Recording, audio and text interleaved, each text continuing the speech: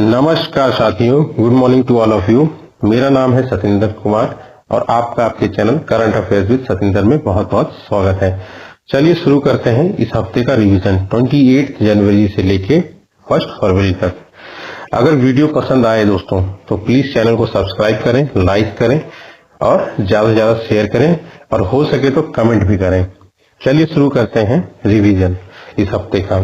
Revision शुरू करने से पहले हम लोग पहले एक लोकेशन देख लेते हैं। मैप के क्वेश्चन के साथ स्टार्ट करते हैं और वो क्वेश्चन है आपका लेक विक्टोरिया। अब हम लोग जान लेते हैं लेक विक्टोरिया है कहाँ पे। तो मैप में अगर आप देखेंगे तो ये आपको जो पोर्शन दिख रहा है ये है हमारा प्यारा भारत महान। अब यहीं से हम लोग को जाना है अफ्रीका कॉन्टिनेंट में। ठीक है दोस्तों, ये पूरा जो आप देख रहे हैं ये अफ्रीका कॉन्टिनेंट है। अफ्रीका कॉन्टिनेंट में युगांडा, केन्या और तंजानिया ये 3 कंट्री हैं जिनके बीच में लेक विक्टोरिया शेयर होती है। ठीक है दोस्तों, अब किसके बीच में कितना शेयर होता है ये भी जान लेते हैं। जो तंजानिया है इसमें सबसे मैक्सिमम पोर्शन जो है लेक विक्टोरिया का, जैसे कि ये वाला आप देख रहे हैं ना, आपको देखने भी पता चलेगा कि सबसे ज्यादा तंजानिया के पास है और लगभग 49% है इसके पास, है ना। और उसके अलावा युगांडा है उसके पास 45% है और केन्या जो है उसके पास मात्र 6% है। ठीक है, और ये ध्यान रखिएगा रवांडा और बुरुंडी में कंफ्यूज मत होइएगा कि मतलब कि लेक विक्टोरिया इनके पास भी शेयर होता है। ठीक है, चलिए फिर हम लोग स्टार्ट करते हैं नेक्स्ट टॉपिक। नेक्स्ट टॉपिक है हमारा डिम्पल सिंह भाटी। ये वो आर्मी ऑफिसर हैं लेडीज जिन्होंने पहली बार रिपब्लिक डे परेड के दौरान मोटरसाइकिल पे खड़े होकर के प्रेसिडेंट को सैल्यूट किया है। ठीक है दोस्तों, और ये जो सैल्यूट किया है उन्होंने एक बुलेट पे किया है और जो सीढ़ी लगी होती है उस सीढ़ी पे चढ़ के सैल्यूट किया। बहुत ही डेंजरस इवेंट होता है और ये अकेली थी उस बाइक पे। सबसे बेस्ट मतलब यही है सबसे खतरनाक चीज कि ये अकेली उस बाइक पे थी, उस बाइक को कंट्रोल भी कर रही थी और उस सीढ़ी पे चढ़ के इन्होंने सैल्यूट भी किया। फिर नेक्स्ट न्यूज है आपका डॉक्टर KM चेरियन। ये कौन थे? ये हमारे वो डॉक्टर थे इंडिया के जिन्होंने पहली कोरोनरी बाईपास सर्जरी की थी। ठीक है दोस्तों, और भी ये नहीं रहे, है ना। और नेक्स्ट न्यूज है आपका नेशनल वोटर्स डे। ये कब मनाया जाता है? 25 जनवरी को मनाया जाता है। क्यों मनाया जाता है? क्योंकि 25 जनवरी 1950 को हमारे इलेक्शन कमीशन ऑफ इंडिया का गठन हुआ था। इस बार की थीम क्या है? इस बार की थीम है nothing like voting, I vote for sure. ठीक है, फर्स्ट टाइम इसको कब मनाया गया था? 2011। ये ध्यान रखिएगा क्योंकि मनाया तो मतलब गठन तो 25 जनवरी 1950 को हुआ था पर मनाया जा रहा है 2011 से। ठीक है, अब इसमें देख लेते हैं स्टैटिक पोर्शन हमारा। स्टैटिक में आप जान लीजिए जो इसका कंपोजिशन है सिर्फ मात्र 3 लोग होते हैं। एक तो होते हैं हमारे चीफ इलेक्शन कमिश्नर और 2 होते हैं इलेक्शन कमिश्नर।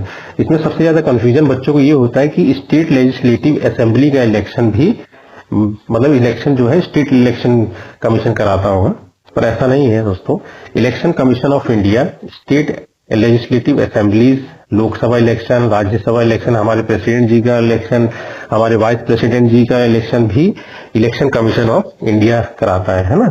और इसके बारे में जितनी भी पावर है या फिर जो भी एलिजिबिलिटी है, जो भी चीज जितनी भी चीजें हैं वो सारे के सारे हमारे संविधान के आर्टिकल 324 में लिखा गया है। ठीक है, और अगर आप जानना चाहो तो 25 जनवरी को हम लोग नेशनल टूरिज्म डे भी मनाते हैं। ठीक है, उसके बाद नेक्स्ट न्यूज है आपका रिपब्लिक डे। अब रिपब्लिक डे तो आप जानते हैं 26 जनवरी को मनाया जाता है, पर क्यों मनाया जाता है? ये इसलिए मनाया जाता है क्योंकि 26 जनवरी 1950 को हमारा इंडियन कॉन्स्टिट्यूशन लागू हुआ था और जिसने रिप्लेस किया था गवर्नमेंट ऑफ इंडिया एक्ट 1935 को। अब इसके पीछे की कहानी क्या है? इसके पीछे की कहानी ये है कि 1929 को इंडियन नेशनल कांग्रेस के अधिवेशन के दौरान, हर साल ये लोग कराते हैं ना, उसके दौरान 31 दिसंबर 1929 को जवाहरलाल नेहरू जी ने इंडियन फ्लैग फहराया और ये घोषणा की कि हम लोग 26 जनवरी को इंडिपेंडेंस डे मनाएंगे। तो नेक्स्ट ईयर 26 जनवरी 1930 को इंडियन नेशनल कांग्रेस ने पूर्ण स्वराज की मांग की। ठीक है, इसीलिए अगर देखा जाए तो 26 नवंबर को ही हमारा संविधान बन गया था, पर हम लोग रुके रहे 26 जनवरी तक के लिए। ठीक है, ताकि इस डेट को कमेंस किया जाए, इसीलिए 26 जनवरी को हम लोग रिपब्लिक डे मनाते हैं। ठीक है दोस्तों, नेक्स्ट न्यूज है हमारा 100 सैटेलाइट लॉन्च करने जा रहा है। ये एक माइलस्टोन है किसका? इसरो का। कब लॉन्च करेगा? मतलब कर चुके हैं 29 जनवरी 2025 को लॉन्च कर चुके हैं। ठीक है, कहां से? Satish Dhawan space centre, Sriharikota. अब सबसे ध्यान रखने वाली बात क्या है कि एग्जाम में क्या पूछ सकता है आपसे? 100 सैटेलाइट है तो इसका लॉन्च व्हीकल क्या है ना? तो इसका लॉन्च व्हीकल है GSLV F-15 और जो सैटेलाइट है वो कौन सा सैटेलाइट है? ये है आपकी एक नेविगेशन सैटेलाइट NVS-02 पहले ही लॉन्च हो चुकी है। ठीक है दोस्तों, अब थोड़ा सा स्टैटिक पोर्शन जान लेते हैं हम लोग। स्टैटिक पोर्शन में तो आप भी जान लीजिए, करंट प्रेसिडेंट हमारे हैं वी नारायणन और पहले कौन थे? विक्रम साराभाई। हेडक्वार्टर बेंगलोर में है और इसरो आप जानेंगे इसका गठन कब हुआ था? 15 अगस्त 1969 को। ठीक है दोस्तों, नेक्स्ट न्यूज देखते हैं हम लोग। तो स्टैक आउटस्टैंडिंग सर्विस अवार्ड, ठीक है, किसको मिला है? ये मृत्युंजय महापात्रा को मिला है। ठीक है, क्यों मिला है? क्योंकि ट्रॉपिकल साइक्लोन जितने हैं उनकी फोरकास्टिंग से रिलेटेड वर्क में इनका काफी अहम रोल रहा है ना। और ये डायरेक्टर जनरल है IMD क्या है? Indian meteorological department. इसका गठन कब हुआ था? 14 जनवरी 1875 को। ठीक है दोस्तों, फिर नेक्स्ट न्यूज में जाते हैं हम लोग। नेक्स्ट न्यूज है हमारा समुद्रयान मिशन। ठीक है, India first human under water mission किसके द्वारा किया गया है? मत्स्य 6000। ये क्या है?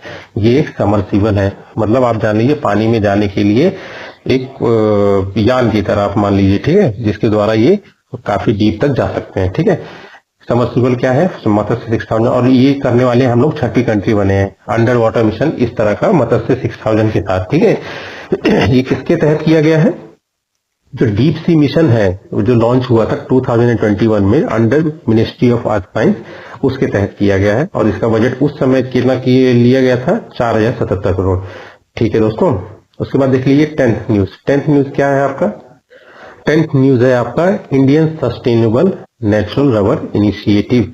कहाँ लॉन्च हुआ है? ये लॉन्च हुआ है कोट्टयम, केरला। ध्यान रखिएगा दोस्तों, कोट्टयम में ही हमारा रबर बोर्ड भी है देश का। ठीक है, और किस लिए किया गया है ये? ISNR initiative, Indian sustainable natural rubber initiative.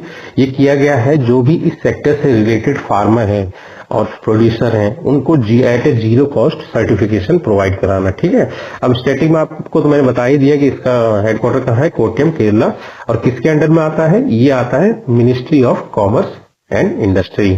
ठीक है, नेक्स्ट न्यूज है आपका एनिमी प्रॉपर्टी एक्ट से रिलेटेड। न्यूज में क्यों है? क्योंकि सैफ अली खान कहा जा रहा है कि इनकी जो 15,000 करोड़ की प्रॉपर्टी है वो शायद एनिमी प्रॉपर्टी एक्ट के अंडर आएगा। ठीक है, तो अंडर दिस अब इसमें जान लीजिए कि एनिमी प्रॉपर्टी एक्ट जो है 1968 को लागू हुआ था। ठीक है, और इसके अंदर में ये कहा जाता है कि जो भी लोग देश छोड़ के दुश्मन देश में गए हैं, दुश्मन देश आप जैसे पाकिस्तान में कोई चला गया है, ठीक है, तो उसकी जितनी भी प्रॉपर्टी देश में होगी वो क्या कहलाएगी? Enemy property. ठीक है दोस्तों, और ये जो एनिमी नोमिनेशन है ये हमारे गवर्नमेंट डिसाइड करेगी। ठीक है दोस्तों, कौन सी कंट्री हमारी एनिमी कंट्री है, तो उसमें अगर कोई चला जाता है माइग्रेट होकर, तो उसकी जितनी भी प्रॉपर्टी इंडिया में होगी वो सब क्या कहलाएगी? Enemy property. ठीक है, 12th न्यूज क्या है आपका? 12th न्यूज है आपका सम्मान संजीवनी ऐप। सम्मान संजीवनी ऐप लॉन्च किसके द्वारा किया गया है? हरियाणा गवर्नमेंट के द्वारा। किस लिए? कुछ समय पहले महिला एवं किशोरी सम्मान योजना जो कि लॉन्च हुआ था 5 अगस्त 2020 में। इसके तहत क्या था कि जो भी 10 से 45 साल की लेडीज हैं बिलो पॉवर्टी लाइन के नीचे जो हैं उनको सैनिटरी नैपकिन प्रोवाइड कराया जा सके।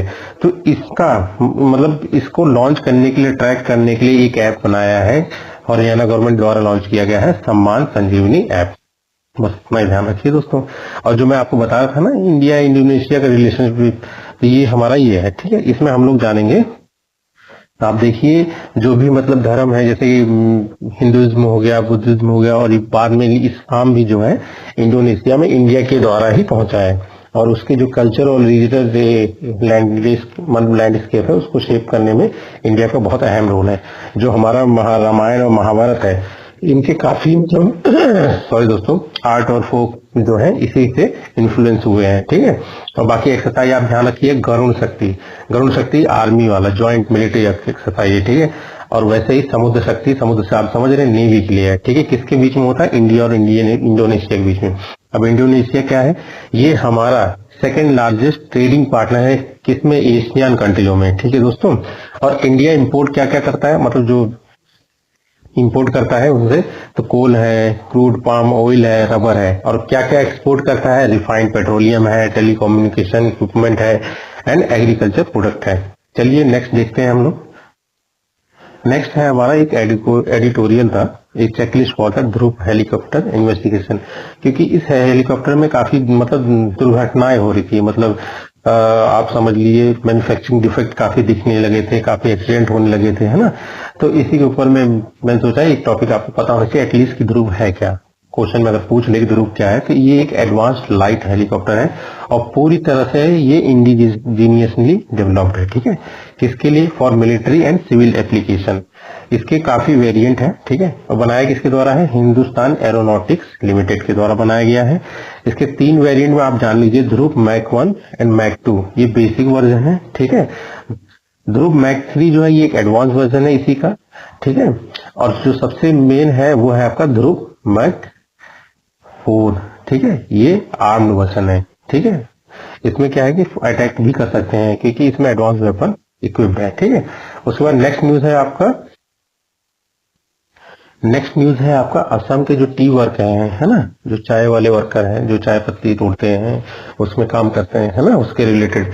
तो उनमें पाया गया है पोस्ट टीबी फंगल डिजीज। अब इस पोस्ट टीबी फंगल डिजीज का नाम क्या है? इसका नाम है क्रोनिक पल्मोनरी एस्परगिलोसिस, ठीक है। ये फंगल इन्फेक्शन ऑफ लंग है, ठीक है। किसके द्वारा होता है? एस्परगिलस फ्यूमिगेटस फंगस, ठीक है, found in soil decaying vegetation and dust. इसमें क्या है कि अगर आपके कुछ कंडीशन लंग्स की खराब है पहले से, या फिर आपने मतलब इम्यूनेशन करा रखा हो पहले से, ठीक है, मतलब वैक्सीनेशन पहले से करा रखा हो, या फिर आप वीक रिकवर कर रहे हो टीबी से ना, वीक इम्यूनिटी है, तो उस केस में ये आपको ट्रिगर करता है, ठीक है। Caused by this and occurs in individual with pre existing lung condition और weakened immunity such as those recovering from TB. Risk factor क्या है? प्री एग्जिस्टिंग लंग डिजीज में जैसे कि टीबी हो गया, सार्कोइडोसिस हो गया, ठीक है। इम्यूनो डिफिशियंसी में आपका एचआईवी एड्स हो गया, ऑर्गन ट्रांसप्लांटेशन हो गया, और थर्ड वन है कि माल न्यूट्रिशन और पुअर लिविंग कंडीशन, ठीक है। ये रिस्क फैक्टर है, ठीक। सिम्टम इसके क्या हो सकता है? खांसते खांसते खून आ जाए मुंह से, या फिर अचानक से ऐसा वेट लॉस हो जिसके बारे में आपको समझ नहीं आ रहा है कि ये किस कारण से हो रहा है, ठीक है। और उसके बाद वीकनेस हो गया, ब्रीथिंग प्रॉब्लम हो गया, क्रोनिक कफ हो गया, मतलब 3 से ज्यादा अगर महीने अगर आपको कफ रहता है ना, तो समझ लीजिए वो क्रोनिक है ना। ट्रीटमेंट क्या है? एंटी फंगल थेरेपी, फंगस है ना, तो एंटी फंगल थेरेपी हो गया, सर्जिकल इंटरवेंशन हो गया, एडजेंट थेरेपी, ठीक है। एडजेंट थेरेपी में मतलब जैसे कि जो आप खाते हैं या फिर जैसे आप रहते हैं उन सब में चेंजेस करना, नॉर्मल मतलब विदाउट सर्जिकल, ठीक है। एडजेंट मतलब नॉर्मल से नॉर्मल चीज करके अगर हो सके, मतलब आपके डाइट में चेंज करके, आप कुछ दवाइयों में या फिर समथिंग, है ना। उसके बाद नेक्स्ट न्यूज है आपका आप ये जान लीजिए, जो मैंने आपको रिपब्लिक डे बताया ना, उसका थीम ध्यान लीजिए, स्वर्णिम भारत विरासत एंड विकास। और नेक्स्ट है आपका श्रीलंका। इसकी कमर्शियल कैपिटल क्या है? कोलंबो। एडमिनिस्ट्रेटिव कैपिटल क्या है? श्री जयवर्धनेपुरम कुट्टे। और पीएम कौन है? हरिनी अमर सूर्या। उसका प्रेसिडेंट कौन है? अनुरा कुमारा दिसानायक। 18 न्यूज क्या है? 18th न्यूज है कि T20 international cricketer of the year कौन है? इस बार कौन बने हैं? अर्शदीप सिंह। उसके बाद तो ये क्वेश्चन है, ये तो आप देखे होंगे। अब नेक्स्ट हम लोग चलते हैं 29 जनवरी। तो चलिए हम लोग स्टार्ट करते हैं 29 जनवरी 2025 के करंट अफेयर, ठीक है, रिवीजन। तो पहला क्या है? उड़ंती सीता नदी टाइगर रिजर्व। ये कहाँ पे है? छत्तीसगढ़ में है। Famous for Asiatic wild buffalo, और इसका नाम जो पड़ा है उड़ंती और सीता नदी, 2 नदियों के नाम पे पड़ा है, ठीक है। नेक्स्ट न्यूज है आपका, नेक्स्ट न्यूज आपकी जो थी, मतलब पुणे में एक आदमी मर गया है ना, उसको सस्पेक्ट किया गया है कि मतलब उसको एक डिजीज है जिसका नाम है गुलियन बैरे सिंड्रोम। ये एक तरह से ऑटो इम्यून डिसऑर्डर है, मतलब इसमें जैसे कि हमारा इम्यून सिस्टम हम लोग को प्रोटेक्ट करता है ना, इस केस में क्या होता है कि इम्यून सिस्टम मिस्टेकली मतलब अटैक करने लग जाता है किसमें? पेरिफेरल नर्व्स, ठीक है। पेरिफेरल नर्व्स कौन सी होती हैं? एक तो होता है आपका सेंट्रल नर्वस सिस्टम और एक होता है peripheral nervous system. Central nervous system में आपका ब्रेन आ जाता है और आपका आ जाता है स्पाइनल कोड। इसके अलावा बाकी जितना भी पूरे बॉडी में है, पेरिफेरल में आप मान लीजिए सेंट्रलाइज पोर्शन को छोड़ के आउटर में, है ना, तो उसके अलावा जितना भी बचा है पूरे बॉडी में, वो सारा का सारा आपका पेरिफेरल नर्वस सिस्टम आ जाता है, ठीक है दोस्तों। अब ये देखिए ना, network of nerves that run through out the head, neck and body, ठीक है। अब इस डिजीज के बारे में जान लेते हैं। ये क्या अगर हो जाता है तो क्या क्या हो जाता है? तो नंबर एक शून्य हो जाता है ना, मतलब नंबनेस आ जाती है, सुन्न हो जाता है चीजें, ठीक है, मतलब बॉडी में सुन्न, और उसके बाद मसल वीकनेस हो जाता है, और अगर ज्यादा सीवियर कंडीशन है तो पैरालाइसिस भी हो जाता है, ठीक है। अब पेरिफेरल नर्वस सिस्टम क्या करता है, ये मैसेज लेता है मतलब बॉडी से ब्रेन तक या स्पाइनल कोड तक, मतलब carries message to and from, मतलब लेता भी है और देता भी है टू सेंट्रल नर्वस सिस्टम, ठीक है। और इन्हीं दोनों को साथ में मिला के बोला जाता है नर्वस सिस्टम ऑफ बॉडी, ठीक है दोस्तों। और बाकी आप देख लीजिए, सेंट्रल नर्वस सिस्टम में दो है, मैंने बता दिया, ब्रेन एंड स्पाइनल कोड, और बाकी इसके अलावा सारा पेरिफेरल नर्वस। अब क्या ये कॉन्टेजियस है, मतलब संक्रामक है? नहीं, ये संक्रामक नहीं है, ठीक है। और ये जितने भी एज के लोग हैं, और मोस्टली एडल्ट को इफेक्ट करता है, बट इससे कोई बचा नहीं है, हर एज में करता ही इफेक्ट, ठीक है। कॉजेज आप जानते ही, इन्फेक्शन, ठीक है, बैक्टीरिया के कारण भी हो सकता है, देखिए कैंपीलोग वेक्टर हो गया है, उसके बाद वायरस में आपका एस्पिटिन बार हो गया है ना, जो निमोनिया के कारण बैक्टीरिया होता है वो भी कारण हो सकता है इसके ट्रिगर के, मतलब समझ रहे हैं आप, इन्फेक्शन। और ट्रिगर पॉइंट इसके हैं, जैसे कि अगर आपने अभी भी वैक्सीनेशन करा रखा हो, या कोई सर्जिकल ऑपरेशन हो रखा हो, या किसी ट्रॉमा या स्ट्रेस से गुजर रहे हो। ट्रीटमेंट इसका क्या है, एक ट्रीटमेंट है जिसमें आपके अंदर, आपके ब्लड के अंदर में हेल्दी एंटीबॉडीज डालते हैं, और एक होता है जिसमें आपके जो हार्मफुल एंटीबॉडीज है उसको निकाला जाता है। तो जिसमें इंट्रोड्यूस करते हैं तो वो है आपका इंट्रावेनस इम्यूनोग्लोबुलिन, ठीक है, और IVIG। और दूसरा जिसमें मतलब हार्मफुल एंटीबॉडीज को निकाला जाता है ब्लड से, वो है आपका प्लाज्मा फेरिसिस, ठीक है, प्लाज्माक्सिन। और सपोर्टिव केयर में आपका वेंटिलेशन होता है। चलिए फिर नेक्स्ट न्यूज देखते हैं हम लोग। नेक्स्ट न्यूज जो है हमारा, वो है एक वेटलैंड के ऊपर, धनौरी वेटलैंड। ये क्यों है न्यूज में? क्योंकि नेशनल ग्रीन ट्रिब्यूनल जो है उसने यूपी गवर्नमेंट को सबमिट करने के लिए बोला है स्टेटस ऑफ, मतलब documents regarding status of notifying the Dhanauri water body as a wetland, ठीक है। तो धनौरी वेटलैंड हम लोग जान लेते सबसे पहले है कहाँ पे। ये आपका है ग्रेटर नोएडा, कहाँ पे? गौतम बुद्ध नगर, उत्तर प्रदेश, ठीक है। और इसके आसपास में ही आपका ओखला बर्ड सेंचुरी और सूरजपुर वेटलैंड भी मिलेगा, ठीक है दोस्तों। और ये कहाँ पे लाई करता है? ये लाई करता है आपका यमुना बेसिन के आसपास, है ना, और मतलब करीब 15 किलोमीटर के एरिया में, है ना। फेमस किस लिए है? ये फेमस है सारस क्रेन के लिए, ठीक है। अब सारस क्रेन आप देख लीजिए, सारस क्रेन क्या होता है, मतलब एक टॉलेस्ट, मतलब दुनिया का सबसे लंबा, मतलब उड़ने वाला पक्षी, ठीक है। इसका साइंटिफिक नेम अगर आप देखेंगे तो एंटीगोने है, ठीक है। अब इनकी 3 स्पीसीज होती है। इंडियन सारस क्रेन होता है, यही है सबसे टॉलेस्ट और हैवीएस्ट, ठीक है। इसके अलावा ईस्टर्न सारस हो गया, एक ऑस्ट्रेलियन सारस हो गया। आयुष्मान स्टेटस मतलब वल्नरेबल है, इतना भी मतलब क्रिटिकल नहीं है, पर वल्नरेबल है, ठीक है। और चलिए फिर इसको एक और ध्यान रखिएगा कि धनौरी वेटलैंड को इंपॉर्टेंट बर्ड एरिया भी घोषित किया गया, किसके द्वारा? Bird life international. फिर नेक्स्ट न्यूज देख लेते हैं हम लोग। नेक्स्ट न्यूज है हमारा, जो फिलीपींस कंट्री है, ठीक है, उसने परचेज किया है typhoon missile system of USA, ठीक है। क्योंकि इसके ऊपर मतलब काफी खतरा मंडरा है ना, चाइना भी काफी दस्त लगाता रहता है उसके एरिया में, तो उस चीज के लिए अपने आप को मौजूद करने के लिए टाइफून मिसाइल सिस्टम इसने खरीदा है USA से, ठीक है। अब स्टैटिक पोर्शन आप जान लीजिए, टाइफून मिसाइल सिस्टम तो आप जान लीजिए डेवलप किसने किया है, US ने, सरफेस टू सरफेस ऑपरेशन। और थोड़ा सा इसके अगर नेक्स्ट जो वेरिएंट है उसमें मतलब एयर टू सरफेस वाला भी। अब थोड़ा सा देख लेते हैं फिलीपींस है कहाँ पे। इससे क्या होगा, अगर आप मैप में देखेंगे तो आपको याद रहेगा, ठीक है दोस्तों। चलिए हम लोग देखते हैं फिलीपींस। फिलीपींस कहाँ है? जैसे कि ये हम लोग देख रहे हैं हमारा प्यारा भारत मान, इससे आपको चलना है ईस्ट डायरेक्शन में। इस डायरेक्शन में आपका ये वाला जो पोर्शन आप देख रहे हैं ना, ये फिलीपींस यही है। यहाँ पे आप देखना चाहेंगे तो देखेंगे, आपको दिखेगा ये सुलू सी है, ठीक है, साउथ चाइना सी, यहीं पे दस्त लगाता रहता है चाइना, हर समय धमकाता रहता है ना। चलिए फिर हम लोग फिर चलते हैं टॉपिक पे, है ना। नेक्स्ट न्यूज था हमारा इंडिया के बारे में। इंडिया यूरोड्रोन प्रोग्राम में एज एन ऑब्जर्वर स्टेट मतलब सेलेक्ट हुआ है, ठीक है। किसमें? Eurodrone programme. अब यूरोड्रोन प्रोग्राम में यूरोड्रोन क्या है? यूरोड्रोन वो है मतलब medium altitude long endurance remotely piloted aircraft system, ठीक है। ये एक सिंगल लोड ऑफ फ्यूल में ये 40 आवर्स तक काम कर सकता है, ठीक है। अब इसके लिए इसको किस किस चीजों में यूज करते हैं? इंटेलिजेंस वर्क जो होता है, निगरानी करने के लिए, है ना, सर्विलियंस हो गया, ये भी वही है, टारगेट एक्विजिशन हो गया, रिकॉग्निशन हो गया, ठीक है, इस तार, ठीक है। अब यूरोड्रोन की प्रोग्राम की जरूरत पड़ी क्यों थी? इसकी जरूरत पड़ी थी जैसे US और इजराइल का जो ड्रोन प्लेटफॉर्म है ना, उससे निर्भरता कम करने के लिए यूरोप का उसके लिए स्टार्ट किया गया था। किसके द्वारा स्टार्ट किया गया था? 4 नेशन के द्वारा, जिसमें लीड कर रहा था जर्मनी, उसके अलावा थे फ्रांस, इटली एंड स्पेन। ठीक है दोस्तों। तो नेक्स्ट न्यूज हम जो थी वो हम लोग पता करते हैं, वो था हमारा कवचम। अब कवचम मैंने पहले आपको पढ़ा रखा था। कवचम किसके द्वारा लॉन्च किया गया है? कवचम जो है लॉन्च किया गया है केरला गवर्नमेंट के द्वारा, ठीक है। अब इसको हम लोगों ने पहले पढ़ा था, पर डिटेल में अभी पढ़ रहे हैं। कवचम का फुल फॉर्म क्या होता है? Kerala warning crisis and hazard management system, ठीक है। अब मलयालम में इसका मतलब होता है शील्ड, मतलब प्रोटेक्शन देना, ठीक है। किसके द्वारा फंडेड है? यह एनडीएमए एंड वर्ल्ड बैंक के द्वारा फंडेड है, नेशनल डिजास्टर मैनेजमेंट अथॉरिटी, ठीक है। अब इसमें बहुत सारी फैसिलिटी है, जैसे सायरन हो गया, स्ट्रोब लाइट सिस्टम हो गया, ठीक है, अर्ली वार्निंग सिस्टम हो गया, है ना। कहाँ कहाँ इंस्टॉल किए जाएंगे? ये जो भी मतलब ऊंची ऊंची बिल्डिंग्स हैं, गवर्नमेंट बिल्डिंग्स हैं, स्कूल्स हैं, वहां पे टॉप पे इसको किया जाएगा, ठीक है। सायरन क्या होगा? ये ब्रॉडकास्ट, मतलब 1200 मीटर तक ही इसकी ब्रॉडकास्टिंग हो पाएगी, जिससे ये वार्न करेगा लोगों को, है ना।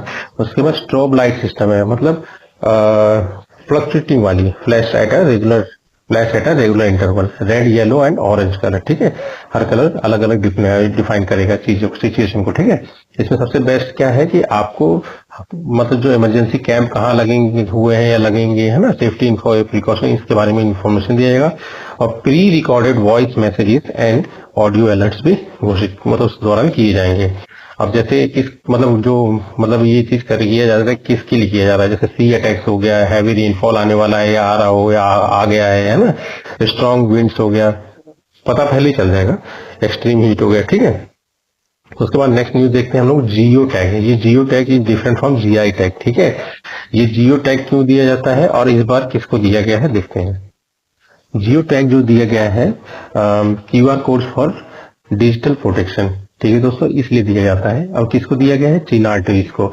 ये अपनी तरफ का मतलब जो है इंडिया में है ना इकलौता है, ठीक है। कहाँ पाया जाता है? कश्मीर में। इसका साइंटिफिक नेम है प्लेटेनस ओरिएंटलिस, मतलब ये अपने जीनस का ये इकलौता टाइप का पेड़ जो है इंडिया में पाया जाता है, जो कि कहाँ पाया जाता है? कश्मीर में। इसको लोकली कहा जाता है बोविन, मतलब भवानी जो गॉड होते हैं ना भगवान, उनके नाम पे, है ना। ये स्टेट ट्री, ध्यान रखना, state tree of Jammu and Kashmir क्या है? चीना ट्री। इसका यूज काफी है, डेसिडस ट्री है, ठीक है। इसका यूज जैसे इसके पत्ते और जो मतलब छाल होती है एज ए मेडिसिन यूज होता है, वुड जो है फर्नीचर में यूज होता है, और ट्विग्स एंड रूट्स होता है डाई बनाने में। चलिए फिर नेक्स्ट न्यूज देखते हैं हम लोग, ऑस्ट्रेलियन ओपन 2025, ठीक है। मेंस सिंगल टाइटल कौन जीते हैं? जैनिक सिनर इटली के हैं और वर्ल्ड रैंक इनकी 1 है। और वुमेन सिंगल टाइटल जो जीते हैं मेडिसन कीज अमेरिका की, ये पहली बार जीती हैं, ठीक है। और ये होता किस पे है? ऑस्ट्रेलियन कोर्ट, ये होता है हार्ड कोर्ट पे। ये 4 तरह के होते हैं, ठीक है, इवेंट। उसके बाद नेक्स्ट न्यूज है आपका पद्म अवार्ड के बारे में, ठीक है। तो दोस्तों पद्म अवार्ड की हिस्ट्री थोड़ा सा जान लेते हैं। पद्म अवार्ड जो है 1954 में स्टार्ट किया गया था गवर्नमेंट ऑफ इंडिया के द्वारा। 2 सिविलियन अवार्ड्स, एक भारत रत्न था और एक पद्म विभूषण। बाद में इन्हीं को 3 वर्ग में बांट दिया गया, पहला वर्ग, दूसरा वर्ग और तीसरा वर्ग। और इसी को प्रेसिडेंशियल नोटिफिकेशन के थ्रू 8 जनवरी 1955 को एज ए मतलब रीनेम कर दिया गया पद्म विभूषण एंड पद्मश्री। तब से ये चलते आ रहे हैं। और पद्म अवार्ड कब घोषित किए जाते हैं? इनका अनाउंसमेंट होता है रिपब्लिक डे के दिन होता है, ठीक है। तो इस बार जो पद्म अवार्ड 2025 है, ये कितने लोगों को मिल रहा है? ये इस बार मिल रहा है 139 लोगों को, ठीक है। अब 139 लोगों में 23, ध्यान रखिएगा, वुमेन्स है। नंबर पूछ सकते हैं कितने और लेडीज लोगों को, मतलब कितनी वुमेन्स को इस बार मिला है पद्म अवार्ड, ठीक है। और फॉरेनर है 10, और इसमें मरणोपरांत है 13 लोग, मतलब पोस्टमसली। अब विभूषण जो है, पद्म विभूषण कितने लोगों को मिला है? ये काफी इंपॉर्टेंट है, 7 लोगों को मिला है। पद्म विभूषण कितने लोगों को मिला है? ये 19 लोगों को मिला है। और पद्मश्री मिला है 113 लोगों को। अब पद्म विभूषण 2025 में 7 लोग, ये सातों इंपॉर्टेंट है। पहला कौन है? ये है आपके दुर्गुण नागेश्वर रेड्डी, तेलंगाना के हैं। इनको किस फील्ड में मिला? मेडिसिन में, ठीक है। रिटायर्ड जस्टिस जगदीश सिंह केहर, ये कहाँ के हैं? चंडीगढ़ के हैं। ये इंडिया के पहले 6 सीजीआई थे, ठीक है, 44 नंबर के। अयोध्या लैंड डिस्प्यूट में इनका काफी बड़ा रोल था, ठीक है। इनको पब्लिक अफेयर्स फील्ड में मिला है। उसके बाद आप देख लीजिए कुमुदिनी रजनीकांत लखिया, ये गुजरात की हैं, कथक डांसर है और इनको आर्ट की फील्ड में मिला है। उसके बाद है आपका लक्ष्मी नारायण सुब्रमण्यम, इनको आर्ट फील्ड में मिला है, काफी एक्सपर्ट हैं ये, वायलिन बजाने में, कर्नाटका के हैं, ठीक है। उसमें मरणोपरांत मतलब पोस्टमसली किसको मिला है? 3 लोगों को मिला है। इसमें पहले है एमटी वासुदेवन नागर, इनको लिटरेचर एंड एजुकेशन के फील्ड में मिला है। केरला सॉरी दोस्तों। और इसके बाद है श्री ओसामू सुजुकी, जापान के हैं, इनको ट्रेड एंड इंडस्ट्री की फील्ड में मिला है। और थर्ड वन है शारदा सिन्हा, बिहार में आपने छठ के गीत सुने होंगे तो काफी फेमस है इनके गीत, है ना, लोकगीत गाती है मैथिली और भोजपुरी लैंग्वेज में, और ये बिहार की हैं। सॉरी दोस्तों। पद्म भूषण 2025 19 लोगों को मिला है, जिसमें पहले है PR सीरीज, ये ध्यान रखिएगा, ये हॉकी के गोलकीपर है, ठीक है, स्पोर्ट्स में मिला है इनको, केरला के हैं। सेकंड वन मिला है श्री शेखर कपूर को, आर्ट्स फील्ड में मिला है, महाराष्ट्र के हैं। सुशील कुमार मोदी, बिहार के डिप्टी CM भी रहे हैं, मरणोप्रांत मिला है इनको, पब्लिक अफेयर्स फील्ड में। उसके बाद पंकज उदास गजल सिंगर है, मरणोप्रांत मिला है, महाराष्ट्र के हैं, काफी फेमस सिंगर है ये, आर्ट्स फील्ड में मिला है। उसके बाद Vivek Devraj, literature and education field में मिला है, दिल्ली के हैं, मरणोप्रांत ही मिला है इनको भी। उसके बाद साध्वी रितम्बरा, सोशल वर्क है और यूपी की हैं, इनको भी मिला है, ठीक है। पद्मश्री में आप जान लीजिए अरिजीत सिंह है, R अश्विन हो गया, हरविंदर सिंह हो गया, ये दोनों स्पोर्ट्स हो गए। ये सिंगर तो आप जान ही रहे होंगे, अश्विन इस बार रिटायर भी हो गए हैं, ठीक है दोस्तों। 9th न्यूज जो है आपका है, 9th न्यूज है इंटरनेशनल कस्टम डे 2025 कब मनाया गया? 26 जनवरी को। इसकी थीम क्या है इस बार की, ये ध्यान रखिए, customs delivery on its commitment to efficiency, security and prosperity. किसके द्वारा मनाया जाता है? ये WCO, वर्ल्ड कस्टम्स ऑर्गेनाइजेशन, इसके अंडर में जितने भी मतलब मेंबर हैं वो सब कंट्रीज में ये मनाया जाता है। अब इसकी स्थापना कब हुई थी? 1952 में एज ए ट्रिपल सी मतलब कस्टम्स कॉपरेशन काउंसिल, और इसको रीनेम किया गया था 1994 में एज ए WCO मतलब वर्ल्ड कस्टम्स ऑर्गेनाइजेशन। इसमें कितने मेंबर हैं? 183, मतलब इन सभी स्टेट में मनाया जाता है। उसके बाद 10th न्यूज है आपका international day of clean energy 2025 कब मनाया जाता है? 26 जनवरी को मनाया जाता है, ठीक है दोस्तों। इस बार की थीम है efficiency, security and prosperity through clean energy. उसके बाद नेक्स्ट न्यूज है आपका ambassador of India in Israel, ये थोड़ा इंपॉर्टेंट है, ठीक है। इजराइल में इंडिया के एम्बेसडर कौन है? जितेंद्र पाल सिंह, ध्यान रखिए, जितेंद्र पाल सिंह। फिर न्यूज फिस्कल हेल्थ इंडेक्स, ठीक है, रिलीज किया किसने? नीति आयोग ने, ठीक है। ये इकोनॉमिक स्टेटस शो करता है किसका? स्टेट्स किसने, और ये ध्यान रखिए 18 स्टेट्स में, मतलब 18 जो स्टेट्स हैं वही इसमें रहते हैं, ठीक है, उन्हीं के बीच में रैंकिंग दी जाती है, ठीक है। जिसमें फर्स्ट जो है ना अचीवर जो है कैटेगरी, अचीवर कैटेगरी में फर्स्ट आपके उड़ीसा है, और सेकंड आपका छत्तीसगढ़ है, और थर्ड गोवा, और लास्ट पोजीशन 18 जो है पंजाब का है, ठीक है। उसके बाद स्टैटिक पोर्शन अगर आप इसमें देखेंगे तो नीति आयोग के बारे में आप जान लीजिए। नीति आयोग का फुल फॉर्म क्या है? ठीक है, नीति का फुल फॉर्म है national institute for transforming India. यही पहले कहलाता था प्लानिंग कमीशन, जो 5 साल के लिए होता था। इस्टेब्लिश कब हुआ था? ये 1950 में प्लानिंग कमीशन, ठीक है। 1 जनवरी 2025 नहीं है दोस्तों, ये 1 जनवरी 2015 में ये इंस्टीट्यूट हुआ था इसकी जगह, ठीक है, प्लानिंग कमीशन। ये थोड़ा सा गलत है, ये 2015 है, ठीक है। उसके बाद चेयरमैन कौन होते हैं इसके? एक्स ऑफिशियो होते हैं, मतलब ये परमानेंट फिक्स है कि इसके चेयरमैन जो होंगे वो PM ही होंगे। एक्स वाइस पर्सन जो है सुमन के बैरी हैं। CEO कौन है? VVR सुब्रमण्यम। नेक्स्ट न्यूज है आपका उदयपुर एंड इंदौर, इन्होंने काफी अच्छा काम किया वेटलैंड को सेव करने में, इसीलिए इनको यूनेस्को के through wetland cities of the world की लिस्ट में स्थान मिला है, इन दोनों को, उदयपुर एंड इंदौर सिटीज को, ठीक है। अब देखिए स्टैटिक पोर्शन में आप देख लीजिए रामसर कन्वेंशन क्या होता है। रामसर कन्वेंशन 1971 में रामसर सिटी ईरान में इंटरनेशनल ट्रीटी की गई थी, उसी को रामसर कन्वेंशन कहा जाता है। इंडिया के पास अभी टोटल 85 नंबर रामसर साइट्स हैं, और जिसमें तमिलनाडु स्टेट में सबसे ज्यादा है। नेक्स्ट न्यूज क्या था? ये काफी इंपॉर्टेंट है। क्या इंपॉर्टेंट? क्योंकि जो पहला एडिशन है वुमेन्स हॉकी इंडिया लीग जो कि हुआ है झारखंड में 2024 से 25 वाला, उसको कौन जीता है? उड़ीसा वॉरियर्स, ठीक है दोस्तों। फिर 9th न्यूज है आपका 9th Johor international open chess tournament, ये हुआ है मलेशिया में। ये फेमस क्यों हुआ? क्योंकि इंडियन ने जीता है, तमिलनाडु के हैं, इंडियन पानीर सेल्वम विनर है, ठीक है। उसके बाद नेक्स्ट न्यूज है आपका CMMOT, ये क्या होता है? Chief ministers mobile operation theatre. Launch कहाँ हुआ है? नागालैंड में। जैसे कि जानते हैं मतलब पहाड़ी इलाकों में अगर मान लीजिए कोई हेल्थ इश्यू हो जाए या फिर मतलब सीवियर हेल्थ इश्यू हो जाए तो उसके लिए मतलब काफी दूर जाना पड़ता है, और मान लीजिए समय से ना पहुंच पाए तो बहुत मतलब की डेथ हो जाती है, क्रिटिकल कंडीशन हो जाती है ना। तो इन सब चीजों से बचने के लिए एक मोबाइल मतलब चलने वाला, ठीक है, ऑपरेशन थिएटर टाइप एक छोटी सी वैन होगी जिसमें छोटी छोटी चीजें या भी जो जरूरी चीजें हैं उसको रखा जाएगा और इसको प्रोवाइड कराया जाएगा, मतलब ये जा सकेगा वहां तक। तो ये किसके लिए है? रूरल और ये जो दूर रीजन है, मतलब गांव के इलाके या फिर काफी दूर दराज के इलाके उनके लिए, ठीक है। To provide surgical and health services. अब हम लोगों ने नागालैंड में देखा, तो नागालैंड के स्टेटिंग में पता कर लेते हैं। इसमें ध्यान रखना, एन फॉर नागालैंड होता है तो एन फॉर सीएम भी है, मतलब एक ट्री कैसे बता रहा हूँ। सीएम कौन है? नेफ्यू रयो, ठीक है। गवर्नर है ला गणेशन। अब लेजिस्लेटिव असेंबली सीट 60 है, वैसे तो मिनिमम ही है, कोई इतनी तो होती है, पर 60 इसकी है।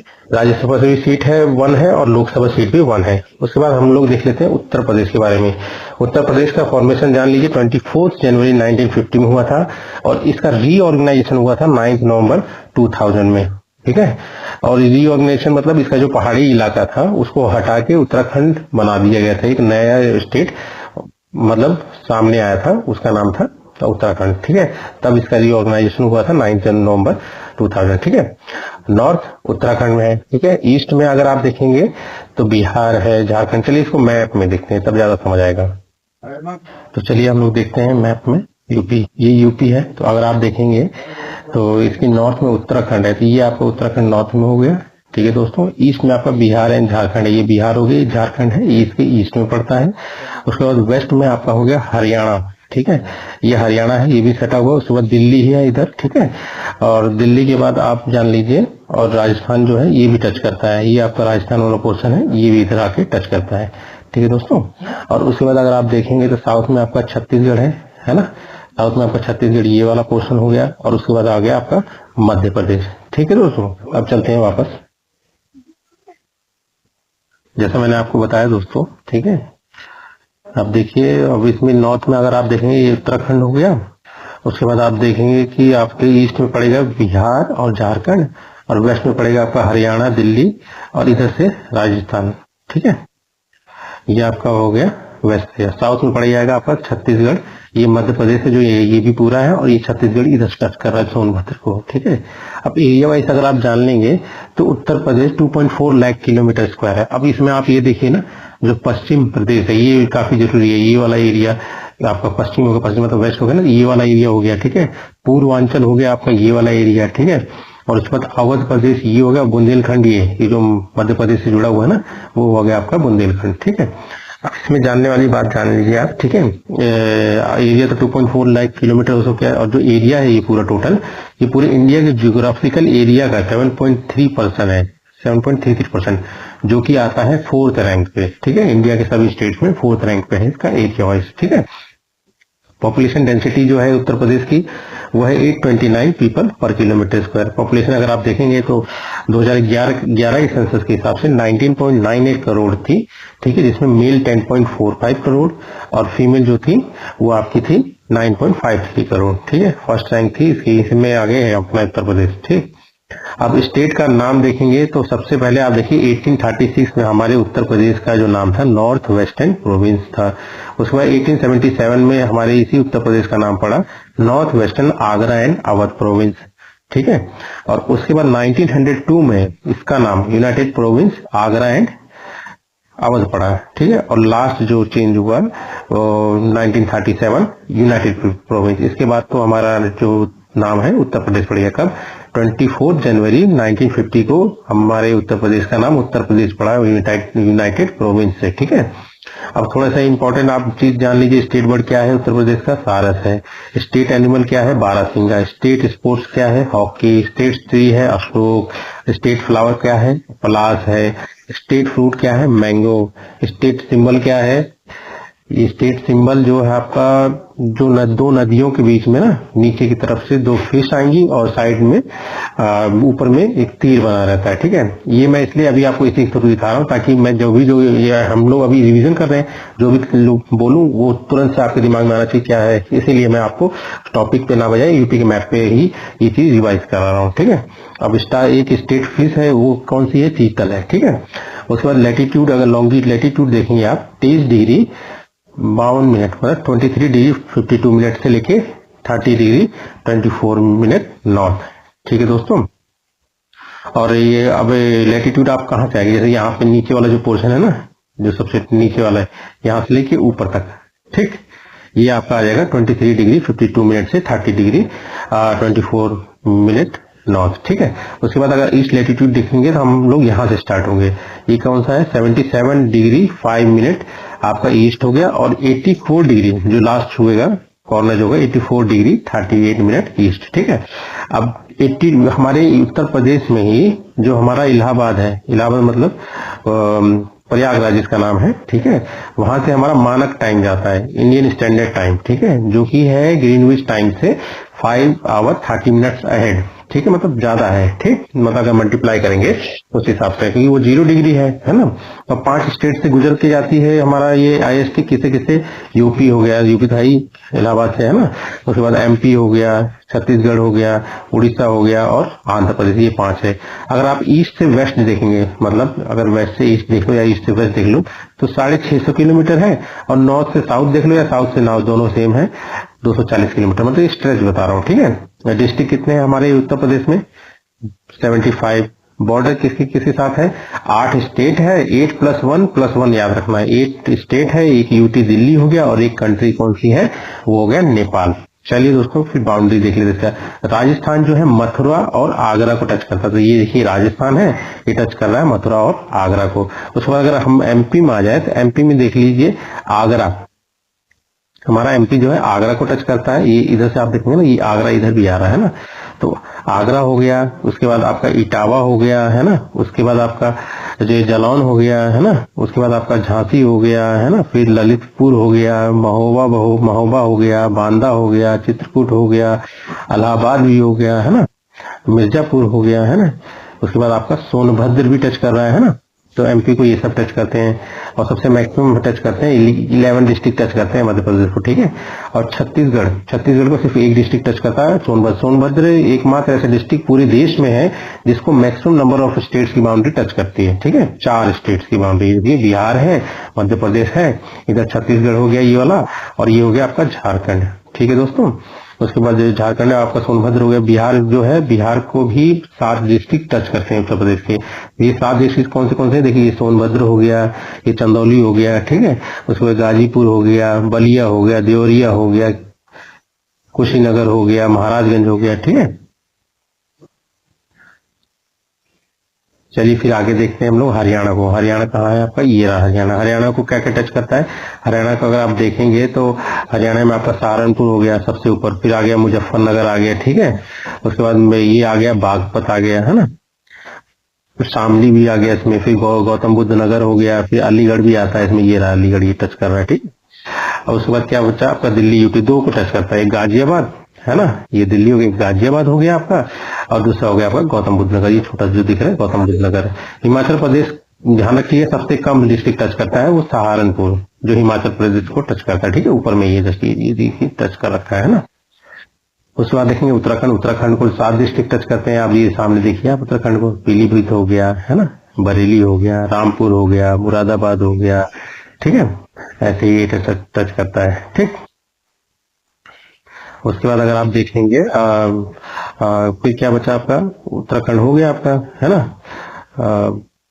ये वाला जो है आपका बिजनौर है, सॉरी मैं बताया नहीं, ये बिजनौर है, ये भी टच करता है उत्तराखंड को। ठीक, उसको क्या होता है कि इंटरनेशनल है ना, ये नेपाल है। नेपाल में देखिए, नेपाल भी हमारा 7 डिस्ट्रिक्ट को टच करता है, महाराजगंज से लेके पीलीभीत तक। अगर पूरा काउंट कर लेंगे, लखीमखेरी है, लखीमपुर खेरी हो गया। ठीक है, ये बहराइच, श्रावस्ती, बलरामपुर, सिद्धार्थनगर, ये सब मिला के 7 होते हैं। ठीक है, उसके बाद अगर आप देखेंगे वेस्टर्न मोस्ट पॉइंट कौन सा है, शामली है। शामली जो हमारा है वो वेस्टर्न मोस्ट पॉइंट है। ठीक है, और उसके बाद अगर आप देखेंगे ईस्टर्न मोस्ट पॉइंट देखेंगे आप हमारा, तो वो बलिया है जो कि इधर है। ठीक है, और इसके बाद अगर आप देखेंगे ईस्टर्न हो गया, वेस्टर्न हो गया, आप साउथ कोस्टर्न देखेंगे तो सोनभद्र तो दिख ही रहा है आपको। उसके बाद नॉर्थ वाला देखेंगे तो ऊपर सबसे कौन सा है, ये है आपका सहारनपुर। ठीक है, ये मुजफ्फरनगर से ही निकलता है शामली, इसमें अब दिखा नहीं रहा है। पहले ये अकेला ये मुजफ्फरनगर होता था, अब बाद में ये मुजफ्फरनगर से ही शामली निकल गया। तो ये जो इस तरफ वाला पोर्शन आएगा कोने वाला, जो कि हमारा वेस्टर्न पोस्ट मतलब वेस्टर्न पोस्ट मोस्ट वाला पॉइंट भी होगा, तो वो हमारा शामली है। ठीक है, ये हो गया। उसके बाद देख लीजिए लार्जेस्ट डिस्ट्रिक्ट हमारा कौन सा है एरिया वाइज, वो हमारा हो गया लखीमपुर खेरी। सबसे बड़ा डिस्ट्रिक्ट हमारा कोई है उत्तर प्रदेश में तो वो है लखीमपुर खेरी। ठीक है, स्मॉलेस्ट कौन सा है हापुड़।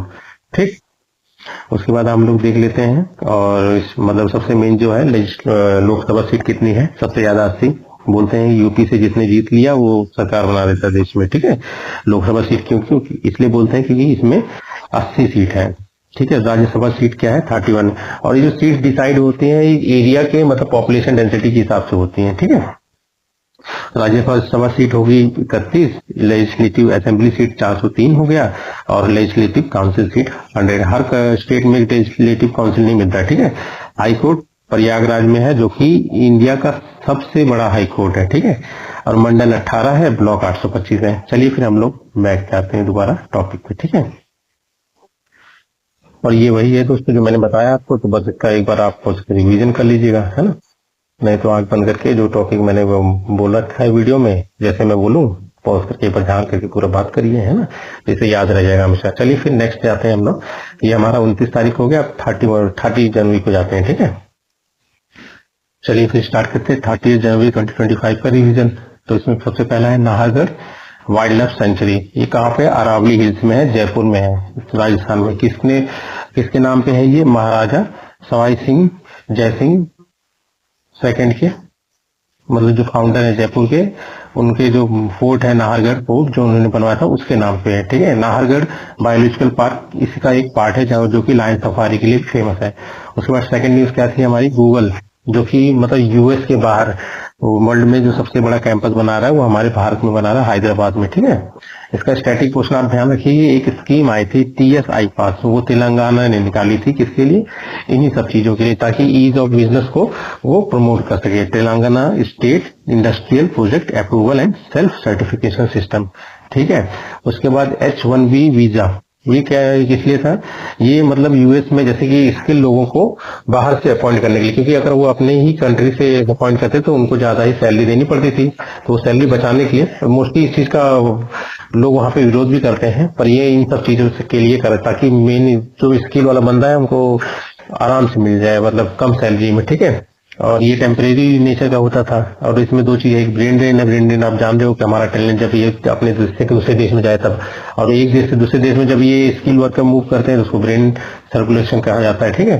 टेम्परेरी नेचर का है, और मतलब गैप को फिल करने, स्किल गैप को, और कम पैसे में मतलब और बढ़िया स्किल वाले बंदे मिल जाए, है ना, एम्प्लॉय मिल जाए, उसके लिए है। और कंपनीज करती थी, और 3 से 6 महीने का होता है इसका टाइम, ठीक है।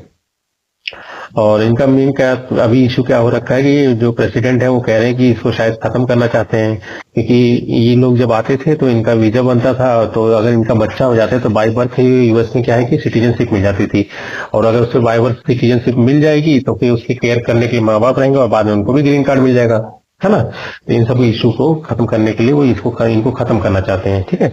उसके बाद फोर्थ है आपका एडिटोरियल, क्या बोल रहा है, substantive equality in child marriage law. इसमें जानने वाली बात क्या है कि डाइवोर्स और एनुलमेंट में फर्क क्या होता है। डाइवोर्स होता है जैसे जो लीगल मैरिज होती है, दो वयस्क मतलब जो मतलब मैच्योर बंदे होते हैं, जैसे एक की एज 18 साल हो लड़की मतलब लड़की की वुमेन हो गई हो, और जो लड़का है वो 21 ईयर का हो जाए तो वो मैन हो जाता है, तो उनकी शादी अगर है तो वो डिवोर्स ले सकते हैं। एनुलमेंट क्या होता है कि वो शादी मान्य ही नहीं है, कोई एक मान लो वयस्क नहीं है ना, तो वो एनुलमेंट ले सकते हैं। तो उसके भी एक प्रक्रिया, एक एज के बाद ही, मतलब एक एज तक ही ले सकते हैं, जैसे वयस्क होने के 2 साल तक ही, ठीक है। तो वुमेन का वयस्क होती है 18, तो 2 साल जोड़ दीजिए तब तक ले सकते हैं, 20 साल तक, है ना। और मैन जो है 21, उससे 2 साल और बढ़ा के तब तक आप एनरोलमेंट ले सकते हैं। और अगर पीसीए में देखेंगे आप, prohibition of child marriage act 2006, इसके द्वारा ये मानता है, मतलब इसने चाइल्ड की डेफिनेशन दी गई गर्ल के लिए 18 साल से कम के, और बॉय के लिए दिया है 21 साल से कम, वो हर कोई मतलब बच्चा कहलाएगा, ठीक है। उसके बाद नेक्स्ट न्यूज थी denial of caste certificate faced by DNTs, NTs and SNTs, denotified tribes, nomadic tribes and semi-nomadic tribes। denotified tribe क्या थी, अंग्रेजों के समय में कुछ ट्राइब्स को ना क्रिमिनल घोषित कर दिया गया कि ये मतलब क्रिमिनल ट्राइब्स हैं, तो उस किस एक्ट के थ्रू, क्रिमिनल ट्राइब्स एक्ट 1871। इसी को हमारे भारतीय गवर्नमेंट सरकार ने 1952 में डीनोटिफाइड कह दिया, इसलिए इसको कहा जाता है डीनोटिफाइड ट्राइब्स, ठीक है। इंडियन ट्राइब्स को कहा जाता है, ठीक है। और ये नोमैडिक और सेमी नोमैडिक वो कम्युनिटीज होती है जो मतलब एक जगह परमानेंटली नहीं रहती हैं, एक जगह से दूसरी जगह घूमती रहती हैं, ठीक है। और इन्हीं सब के लिए एक स्कीम लाई गई थी 2022 में। उस स्कीम का नाम था scheme for economic empowerment of DNTs, NTs and SNTs, de notified tribes, nomadic tribes and semi nomadic tribes. ठीक है, किसके द्वारा लाया गया था? ये लाया गया था आपका ministry of social justice and empowerment. किस चीज के लिए लाया गया था? ये लाया गया था जो भी कॉम्पिटिटिव एग्जाम है, कोचिंग है ना, जो कोचिंग दिया जा सके उनको फ्री में, कॉम्पिटिटिव मतलब जैसे यूपीएससी की तैयारी हो गई है ना, या फिर किसी प्रोफेशनल कोर्स के लिए नीट हो गया, इन सब की तैयारी के लिए ना फ्री कोचिंग उपलब्ध कराना, हेल्थ इंश्योरेंस उपलब्ध कराना, है ना, लिवलीहुड इनिशिएटिव मतलब रोज के लिए मतलब एक होता है ना कि काम दिलाना, है ना, फाइनेंशियल असिस्टेंस दिलाना, अगर घर बनाना चाहते हैं तो बजट इसका 200 करोड़ उसमें तय हुआ था 2021 से 22 के लिए, है ना। हेल्थ इंश्योरेंस किसके थ्रू देंगे? ये पीएम जन आरोग्य योजना के थ्रू। लिवलीहुड काम किसके थ्रू देंगे? एनआरएलएम और एसआरएलएम। एनआरएलएम क्या है? 2011 में आई थी, नेशनल रूरल लिवलीहुड मिशन। ये मतलब मनमोहन सिंह जी के समय की योजना है, जो कि मतलब गरीबी दूर करने के लिए प्रोजेक्ट था। किसके द्वारा इंप्लीमेंट किया गया था? ये मिनिस्ट्री ऑफ रूरल डेवलपमेंट, और मेन फोकस इसमें किया गया था सेल्फ हेल्प ग्रुप्स के ऊपर। ठीक है, सेल्फ एम्प्लॉयमेंट क्रिएट करने के लिए। ठीक है, SRLM state rural livelihood mission था। अब इसमें बस इतना फर्क है कि एनआरएलएम क्या है, स्टेट और सेंटर दोनों मिलके फंड करते हैं, और एसआरएलएम पूरा तरह से स्टेट का है। ठीक है, मतलब ये भी आपका सेल्फ एम्प्लॉयमेंट क्रिएट करने के लिए है। ठीक है, और हाउसिंग जो दी है, मतलब घर की मदद जो दी गई है वो पीएम आवास योजना के द्वारा दी गई। ठीक है, नेक्स्ट न्यूज है एम मोहन। ये कौन है? ये डायरेक्टर बने हैं अभी किसके? एलपीएससी। एलपीएससी क्या है? Liquid propulsion system centre. ठीक है, पहले कौन से? वी नारायणन थे, जो कि अभी चेयरमैन हो गए इसरो के, तो पद खाली हो गए, तो इस पद पर कौन आए? एम मोहन जी आए। ठीक है, स्टार्टिंग में आप इतना जान लीजिए, एलपीएससी का हेडक्वार्टर है तिरुवनंतपुरम, और इसके 3 ब्रांचेस और हैं। एक तो यही हो गया तिरुवनंतपुरम केरला, दूसरा बेंगलुरु हो गया, तीसरा महेंद्रगिरी तमिलनाडु में। ठीक है, अब ये एलपीएस क्या है? लिक्विड प्रोपल्सन सिस्टम, मतलब ये एनर्जी बनाता है लिक्विड फ्यूल और ऑक्सीडाइजर की मदद से। ठीक है, और ये एनर्जी काम आती है रॉकेट और सैटेलाइट को लॉन्च करने में। ठीक है, उसके बाद 7th न्यूज जो था वो 160th anniversary Punjab Kesari line of Punjab जो कहलाते थे लाला लाजपत राय जी की 28 जनवरी को मनाई गई। ठीक है, 160वीं एनिवर्सरी। अब थोड़ा सा लाला लाजपत राय के बारे में आप जान लीजिए। इनका निक नेम था, जो लोग इनको बुलाते थे, पंजाब केसरी बोलते थे, लायन ऑफ पंजाब बोलते थे। ये मेंबर ऑफ आर्य समाज भी थे, editor of Arya gazette, people and Vande Mataram, ये सब न्यूज़पेपर है, इनके एडिटर भी थे। इन्होंने हिसार में इंडियन नेशनल कांग्रेस से मतलब एक ब्रांच का ओपनिंग किया था। ठीक है, उसके बाद इन्होंने servants of the people society की भी स्थापना की थी 1921 में। ये जो मतलब अनटचेबिलिटी, छुआछूत चल रहा था, कास्टिंग चल रहा था, और जेंडर इक्वलिटी, इनइक्वलिटी, उसको दूर करने के लिए 1928 में ब्रिटिश साइमन कमीशन आया था लाहौर में। जब ये वहां पे गए थे तो लाठी चार्ज के दौरान, मतलब जो इनके पे लाठी चार्ज हुई थी, उसकी वजह से इनकी डेथ भी हो गई थी। ठीक है, उसके बाद नेक्स्ट न्यूज है एनिवर्सरी ऑफ केएम करियप्पा। ये सेकंड फील्ड मार्शल थे, और 2 ही हैं इंडिया में जो 5 स्टार रैंक तक पहुंचे हैं, उसमें से सेकंड ये केएम करियप्पा है। इन्हीं की बर्थ एनिवर्सरी है 28 जनवरी को। ठीक है, और पहले कौन है? Sam Manekshaw, first to get. ठीक है, उसके बाद एक नेक्स्ट न्यूज है आपका इंडियन न्यूज़पेपर डे, 29 जनवरी को मनाया जाता है, ध्यान रखिए बस। उसके बाद है कि president of Belarus Alexander Lukashenko, ये 30 साल से प्रेसिडेंट हैं, और इस बार भी जीते हैं, कम से कम 80% से ऊपर वोट पाए हैं। और मेन ध्यान रखना, इसका कैपिटल क्या है? मिन्स्क है। किसका? बेलारूस का। नेक्स्ट न्यूज है आसाम सेकंड कैपिटल डिब्रूगढ़ को, मतलब एग्जीक्यूटिव, इससे क्या होगा? उस पोर्शन में विकास हो पाएगा, थोड़ा दूर में है ना, तो डिब्रूगढ़ का विकास करने के लिए इस योजना को लाएगा। चलिए ठीक है, मैप में देखिए थे डिब्रूगढ़ कहाँ पे। ठीक है, देखिए हम लोग चलते हैं मैप में, ये है हमारा आसाम, ये देख रहे हैं आसाम, ये है डिब्रूगढ़।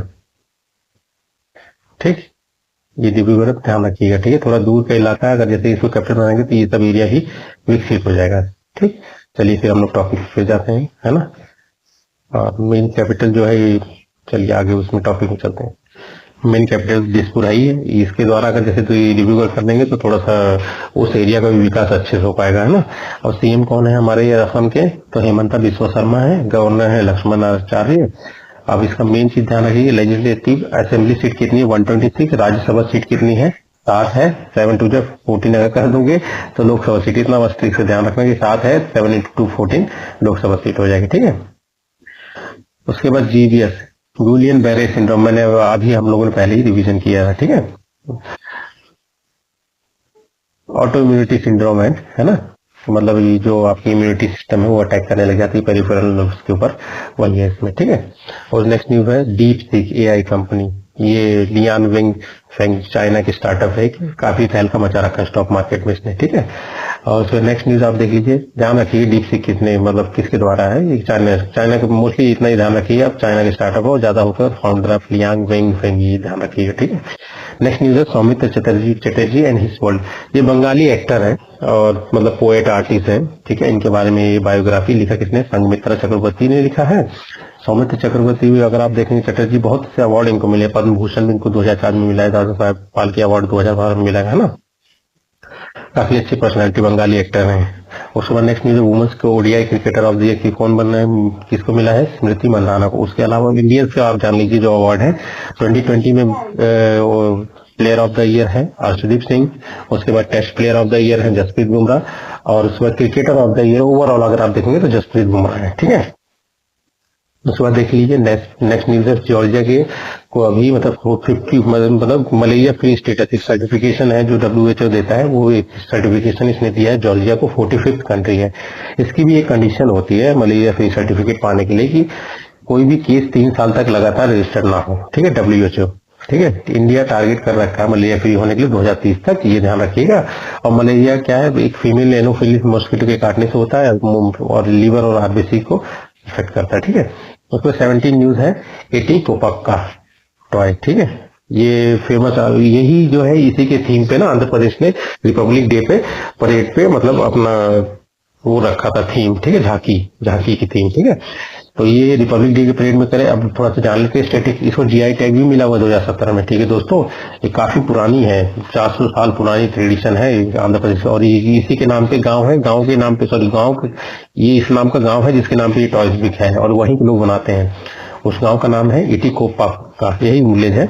और इसको एक खास लकड़ी से बनाते हैं जो कि अनुकुड़ पेड़ है, उसकी लकड़ी जो है काफी सॉफ्ट और हल्की होती है, उसी से बनाया जाता है। और इसका सबसे मेन काम क्या है, मतलब अगर आप मेन बात अगर इसमें जानना चाहेंगे तो ये काफी सेफ है बच्चों के, क्योंकि इसके एज नहीं है कोने, मतलब आप चोट उठ नहीं लगेगा, सब मतलब राउंडेड है, मतलब कोने मतलब आप मान लीजिए कर्व है, ठीक है। तो उसके बाद हम लोग जान लेते हैं ओपेक प्लस। ओपेक प्लस क्या था, ओपेक मेंबर और नॉन ओपेक मेंबर जो थे, जो ऑयल प्रोड्यूसिंग कंट्रीज थे, उनके बीच में एक समझौता है, एक एग्रीमेंट है जो कि 2016 में मार्केट प्राइसेस कंट्रोल करने के लिए और कंट्रोल करने के लिए ओपेक कंट्रियों ने इन कंट्रियों के साथ समझौता किया था, ठीक है। OPEC signed an agreement with 10 other countries, other oil producing countries to create OPEC plus, ठीक है, to exert more control on the global, वही जो मैंने आपको बताया। अब ओपेक जान लीजिए, तो मेन जान लीजिए 1960 को इसका एस्टेब्लिशमेंट हुआ था और ज्यादा होगा 1470, ध्यान रखिए। फुल फॉर्म क्या है, organisation of the petroleum exporting country. Total members के 12 हैं और फाउंडिंग मेंबर के Iran, Iraq, Kuwait, Saudi Arabia, Venezuela, और टोटल अभी जो है वो 12 है, ठीक है। अब हम लोग चलते हैं, हमारा हो गया है 30 जनवरी, अब चलते हैं 31 जनवरी के रिवीजन के लिए। चलिए शुरू करते हैं 31 जनवरी 2025 का रिवीजन। तो सबसे पहले हम लोग वेनेजुएला को देख लेते हैं हम लोग मैप में, तो ज्यादा क्लियर रहेगा दोस्तों, है ना। तो दोस्तों ये है हमारा प्यारा भारत महान। चलिए यहाँ से हम लोग चलते हैं साउथ अमेरिका में, ठीक है। ये रहा हमारा साउथ अमेरिका, ठीक है। साउथ अमेरिका में ये है वेनेजुएला, ठीक है। अब इसको देखोगे तो वेनेजुएला में क्या है, आपका इसका कैपिटल क्या है, कैराकस है, ठीक है। नॉर्थ में अगर आप देखोगे तो कैरेबियन सी है और इधर जो है आपका अटलांटिक सी होगा, और वेस्ट में जाओगे तो आप वेस्ट में इसके पाओगे कोलंबिया को, तो ये रहा कोलंबिया इसके वेस्ट में हो गया। और उसके बाद आप साउथ में देखोगे तो ये साउथ में ये ब्राजील से टच कर रहा है। और उसके बाद आप नॉर्थ ईस्ट में देखोगे तो नॉर्थ ईस्ट में आप इधर आ जाओ तो त्रिनिदाद एंड टोबागो हो गया। और उसके बाद आप ईस्ट में जाओगे तो ये गुयाना हो गया। इसका हाईएस्ट पॉइंट जो है पिको बोलीवर है और एंजल फॉल इसमें काफी फेमस है, जो मतलब एक झरना है और अनइंटरप्टेड है, दुनिया का सबसे ऊंचा झरना 979 मीटर, ठीक है। चलिए फिर हम लोग चलते हैं फिर से टॉपिक की तरफ। नेक्स्ट न्यूज है हमारा आईसीसी वुमेन्स चैंपियनशिप, ये 3rd एडिशन है। ये एक तरह से काफी लंबा चलने वाला, मतलब सिलेक्शन के लिए होता है, जैसे डायमंड लीग चलती है ना, वैसे ही ये 2022 से 25 तक चले, देख रहे हैं ना आप, 3rd एडिशन। और जीता कौन है, ऑस्ट्रेलिया। तो इसमें मतलब टीमें सेलेक्ट होती हैं वर्ल्ड कप के लिए, 10 टीमों में खेला जाता है।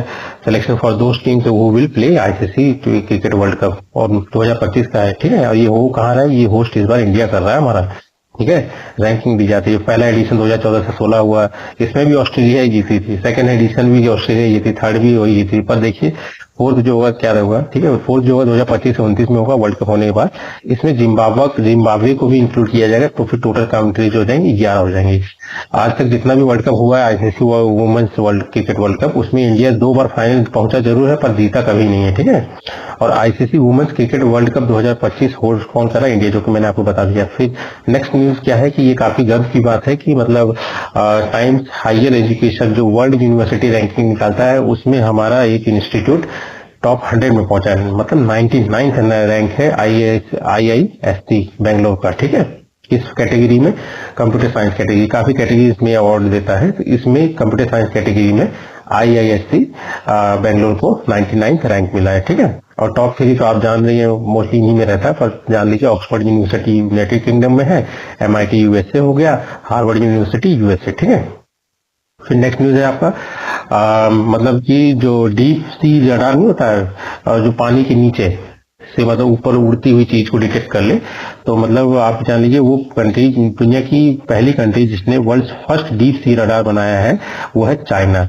और ये क्या है कि मतलब आप जान लीजिए पानी के नीचे 1000 मीटर नीचे होके भी पानी के ऊपर 5000 ऊपर तक की चीज, चाहे कोई भी छोटी छोटी चीज उड़ने वाली, उसको डिटेक्ट कर सकता है। मान लीजिए कितना खतरनाक होगा, मान लीजिए कोई से लड़ाई होगी चाइना की, तो चाइना पानी से ही उसको उड़ा देगा, उसको समझ भी नहीं आएगा कहाँ से डिटेक्ट हो गया, है ना। चलिए फिर नेक्स्ट न्यूज देखते हैं। नेक्स्ट न्यूज है मेंस सिंगल टाइटल कौन जीता है? मानुष शाह जीते हैं विनर, ठीक है। 86 senior national table tennis championship 2025 कहाँ हुआ है? इस सूरत में हुआ। वुमेन्स टाइटल कौन जीता है? दिया चिताले विनर है, ठीक है। अगला न्यूज है इंदिरा अम्मा आत्मी भरोसा योजना स्कीम, ठीक है। लॉन्च किसने किया? तेलंगाना। इसी साल और भी इसने स्कीम लॉन्च की है, जिसमें पहला रायतू भरोसा स्कीम हो गया। इसमें क्या है कि जो भी मतलब एलिजिबल फार्मर होंगे उनको एक फाइनेंशियल हेल्प दी जाएगी साल भर में एक बार 12,000 रुपए पर एकड़ के हिसाब से, ठीक है।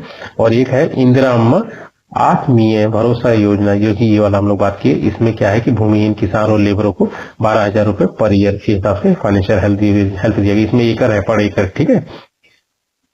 उसके बाद इंदिरा अम्मा इंदलू स्कीम, ये आवास योजना है, ठीक है। इसमें 5 लाख तक की फाइनेंशियल हेल्प की जाएगी घर बनाने में, जो बेघर है या फिर शेड्यूल कास्ट के ट्राइब वाले या फिर बैकवर्ड कास्ट वाले लोग हैं उनकी, ठीक है। टारगेट इसका रखा गया 4.5 लाख घर बनाने का 2024 से 25 के बीच में, है ना। उसके बाद न्यू राशन कार्ड स्कीम, इसमें क्या है कि चीप और अच्छा, सस्ता और अच्छा राशन लोगों को प्रोवाइड करना, ये न्यू रेशन कार्ड स्कीम का है, ठीक है। अब तेलंगाना के बारे में हम लोग जान लेते हैं थोड़ा। तेलंगाना कहाँ है, मतलब कब स्टैब्लिश हुआ? ये आंध्र प्रदेश से अलग होकर ही बना है 2 जून 2014 को, ठीक है। गवर्नर कौन है? जिष्णुदेव वर्मा है। और सीएम मतलब तेलंगाना के रेवंत रेड्डी है। ये ध्यान रखिए लेजिस्लेटिव काउंसिल सीट इसमें 40 है, जो लेजिस्लेटिव असेंबली, आप ध्यान रखिए इसको। एक काम करिए, आप कमेंट बॉक्स में लिखिए कि लेजिस्लेटिव काउंसिल कहाँ कहाँ है। हर जगह हर स्टेट में नहीं है, ठीक है। तो लेजिस्लेटिव एक यूपी आपको पता चल गया, बाकी आप बताइए कितने हैं और कहाँ कौन कौन से हैं, ठीक है। और लेजिस्लेटिव असेंबली सीट 119 है। उसके बाद राज्यसभा सीट कितनी है? 7 है। लोकसभा सीट है 17, ठीक है। और उसके बाद आप न्यूज देख लीजिए फर्स्ट प्राइज। हाँ, अब यूपी की जो झांकी है इसकी थीम भी है, इस बार महाकुंभ के ऊपर रखा गया था ना, इसको मतलब पीपल्स चॉइस दिया गया है, मतलब फर्स्ट प्राइज दिया गया है झांकी के प्रदर्शन में, ठीक है। रिपब्लिक डे परेड के दौरान 2025 में, ठीक है। तो यूपी फर्स्ट प्राइज लिया है, तो यूपी के बारे में थोड़ा जान लेते पाइए कि अभी हम लोग रिवीजन तो किए ही हैं, ठीक है। उसके बाद महाकुंभ, इसका जो थीम था वो महाकुंभ 2025 स्वर्णिम भारत विरासत और विकास। सेकंड प्राइज त्रिपुरा को मिला है। थर्ड प्राइज वही जो मेट्रो टॉय के बारे में आपको बताया ना, जो कि गांव के नाम पे हुआ है, उसी का आंध्र प्रदेश, ठीक है। सेम थीम पे, ठीक है। 8 न्यूज जो आपकी थी annual status of educational report, ठीक है। ये मतलब आपका प्रथम फाउंडेशन एक एनजीओ है ना। तो उसके द्वारा निकाला जाता है हर साल, मतलब क्वालिटी ऑफ एजुकेशन पता करने के लिए स्टेटस क्या है, मतलब हर साल मतलब इस साल क्या स्टेटस रहा है वो इसमें दिखाया है, ठीक है। उसके बाद नेक्स्ट न्यूज है हैंडलूम कॉन्क्लेव मंथन, मतलब जो हथकरघा वाले लोग होते हैं उनके लिए किया गया है। ये मंथन होता है नई दिल्ली में हुआ है, और इन किसने, जो टेक्सटाइल मिनिस्टर है गिरिराज सिंह, उनके द्वारा इन्होंने लॉन्च किया। ई पहचान, मतलब एक तरह से डाटा बेस इकट्ठा होगा इसमें, है ना, इन लोगों का जो कि मतलब हथकरघा है, तो इनको मतलब सरकार के द्वारा जितनी भी मतलब स्कीम का मदद मिल सके, ठीक है। मतलब उसको मतलब ज्यादा फायदा उठा पाए, है ना। अगला न्यूज है कि इस बार प्रधानमंत्री राष्ट्रीय बाल पुरस्कार 2025 अनाउंस हुआ है। 17 मतलब चिल्ड्रंस को दिया गया है, किसके द्वारा? प्रेसिडेंट के द्वारा। ठीक है, ये पहले इसको कहते थे national child award for exceptional achievement. ये स्टार्ट हुआ था 1996 में ministry of women and child development के तरफ से। ठीक है, दिया जाता है। और ब्रेवरी को ऐड किया गया था 2018 में। ठीक है, 5 से 18 साल के बच्चों में, जैसे हम लोग जानते हैं prevention of child marriage act के द्वारा मतलब को भी देखा जाए तो एक बच्चे की डेफिनेशन 18 साल से कम की उम्र की होती है, वही 5 से 18 एलिजिबल है। ठीक है, नेक्स्ट न्यूज है नागोबा जात्रा फेस्टिवल। ये कहाँ हुआ है? केसलापुर तेलंगाना में। ये होता क्या है? नागोबा जात्रा फेस्टिवल जो है ये मेसराम कबीला है गोंड ट्राइब का, वो मनाते हैं। 8 दिन का फेस्टिवल है। ठीक है, मोस्टली गोंड ट्राइब के लोग आते हैं। अब गोंड ट्राइब आप जानते हो महाराष्ट्र में भी है, छत्तीसगढ़ में भी है, मध्य प्रदेश में भी है। इसमें ये लोग नागोबा गॉड की पूजा करते हैं। गोंड ट्राइब इंडिया की सबसे लार्जेस्ट ट्राइब है दोस्तों। और ये कहाँ का है? वही जो लोग आए हैं उसके अलावा देखिए अलावा क्या वही है, मध्य प्रदेश, छत्तीसगढ़, महाराष्ट्र एंड आंध्र प्रदेश का भी लोग आके मनाते हैं। कहाँ पे? तेलंगाना में। ठीक है, तेलंगाना, बिहार एंड यूपी। और लैंग्वेज गोंडी है। ठीक है, समथिंग लाइक तमिल। ठीक है, और बाल्टिक सी बाल्टिक है। बाल्टिक सी चलिए हम लोग देख लेते हैं मैप में। चलिए हम लोग बाल्टिक सी देखते हैं। ये हमारा प्यारा भारत महान है, यहाँ से हम लोग गए ऊपर। ठीक है, ये वाला जो पोर्शन है यही है बाल्टिक सी। मतलब आप ये समझ लीजिए कि बाल्टिक जो है सी जो है एक आर्म है अटलांटिक ओशन, मतलब इसका एक मतलब इनगल्फ पोर्शन है। ठीक है, अटलांटिक ओशन का ही। ठीक है, arm of Atlantic ocean Baltic sea. ठीक है, अब ये इनक्लोज करता है किसी डेनमार्क हो गया है ना, यहाँ पे आप डेनमार्क देख लीजिए। तो नॉर्वे नहीं है इसमें, ध्यान रखिए। फिनलैंड हो गया है ना, उसके बाद पोलैंड हो गया है ना, उसके बाद रशिया हो गया आपका। ठीक है, इस्टोनिया, लिथुआनिया। अगर आप इसको बड़ा करेंगे ना तो ये देखिए आप, इस्टोनिया, लाटविया, लिथुआनिया। ठीक है, रशिया हो गया है ना, ये सब कंट्रीज हैं जो मतलब इसको चारों तरफ से सराउंड करती हैं। फिनलैंड भी हो गया। ठीक, उसके बाद आप देखोगे कि ये कट्टेघाट सी आता है जो कि यहाँ पे पड़ता है ना, तो वहां पे ये ड्रेन करता है किसके थ्रू? यहाँ पे एक स्टेट है, कौन सा? उस स्टेट का नाम क्या है? ध्यान करिए दोस्तों, उस स्टेट का नाम है दान स्टेट। ठीक है, जो कि कनेक्ट करता है बाल्टिक सी को नॉर्थ सी से, किसके थ्रू? काटेघाट सी के द्वारा। ठीक है, अब उसके बाद देखिए यहाँ पे गल्फ है, एक गल्फ ऑफ बोथनिया है। अगर आप इसको बड़ा करेंगे, देखिए यहाँ पे गल्फ ऑफ बोथनिया हो गया ना, इसको आप और बड़ा करेंगे, ये गल्फ ऑफ फिनलैंड हो गया। ठीक है, ये गल्फ ऑफ रीगा हो गया, बस है ना, यही है। ठीक, इसको थोड़ा छोटा कर समझ ना, gulf of Riga, gulf of Bothnia, gulf of Finland हो गया। ठीक, और उसके बाद बे ऑफ गदांस का ये है, जैसे गदांस है ना, ये बे ऑफ गदांस, ये मतलब इस एरिया में आता है। ठीक, और इसमें एक चीज हम लोग ध्यान देना कि बाल्टिक कंट्रीज इन सबको नहीं कहते कि मतलब बाल्टिक सी है तो बाल्टिक सबको तो नहीं। बाल्टिक जो है 3 ही कंट्रीज है, लिथुआनिया, लाटविया और एस्टोनिया। ठीक है, और वर्ल्ड बैंक के द्वारा ये काफी हाई इनकम वाली है। ठीक है, ह्यूमन डेवलपमेंट में काफी आगे, इंडेक्स में ना इनकी काफी अच्छी रैंकिंग है। ठीक है, चलिए फिर टॉपिक पे चलते हैं हम लोग। बाल्टिक सी हो गया हम लोग का, वही चीज है जो मैंने आपको बताया, वही सब एक बार आप रिविजन जरूर कर लीजिएगा, है ना। फिर हम लोगों ने कुछ सेशन पहले आप पता कि मतलब डिस्कस किया था फिस्कल हेल्थ इंडेक्स। अब मैं सोचा थोड़ा सा उसको एक बार अच्छे से मतलब किया जाए डिस्कशन। ठीक है, तो FHI मतलब फिस्कल हेल्थ इंडेक्स होता क्या है?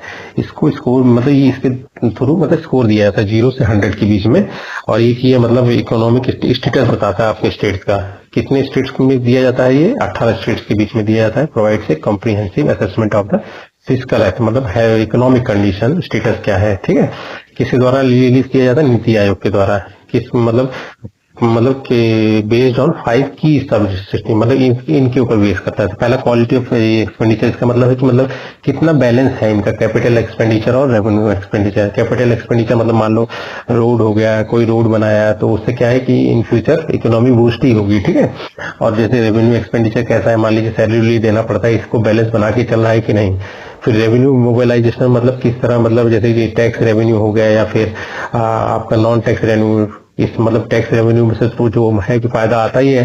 उसके बाद नॉन टैक्स रेवेन्यू, जैसे मान लो कि कोई फॉर्म फिल कराया एग्जाम के लिए, है ना, वो टैक्स जो मतलब नॉन टैक्स होते हैं, वो मतलब किसी और जरिए से लिया जाता है तो वो कैसा है मोबाइलाइजेशन। उसका फिस्कल प्रूडेंस देख लेते हैं। फिस्कल प्रूडेंस मतलब कमाई कितना है, कम है, खर्चा ज्यादा है, ये सब देखना उसमें देखा जाता है।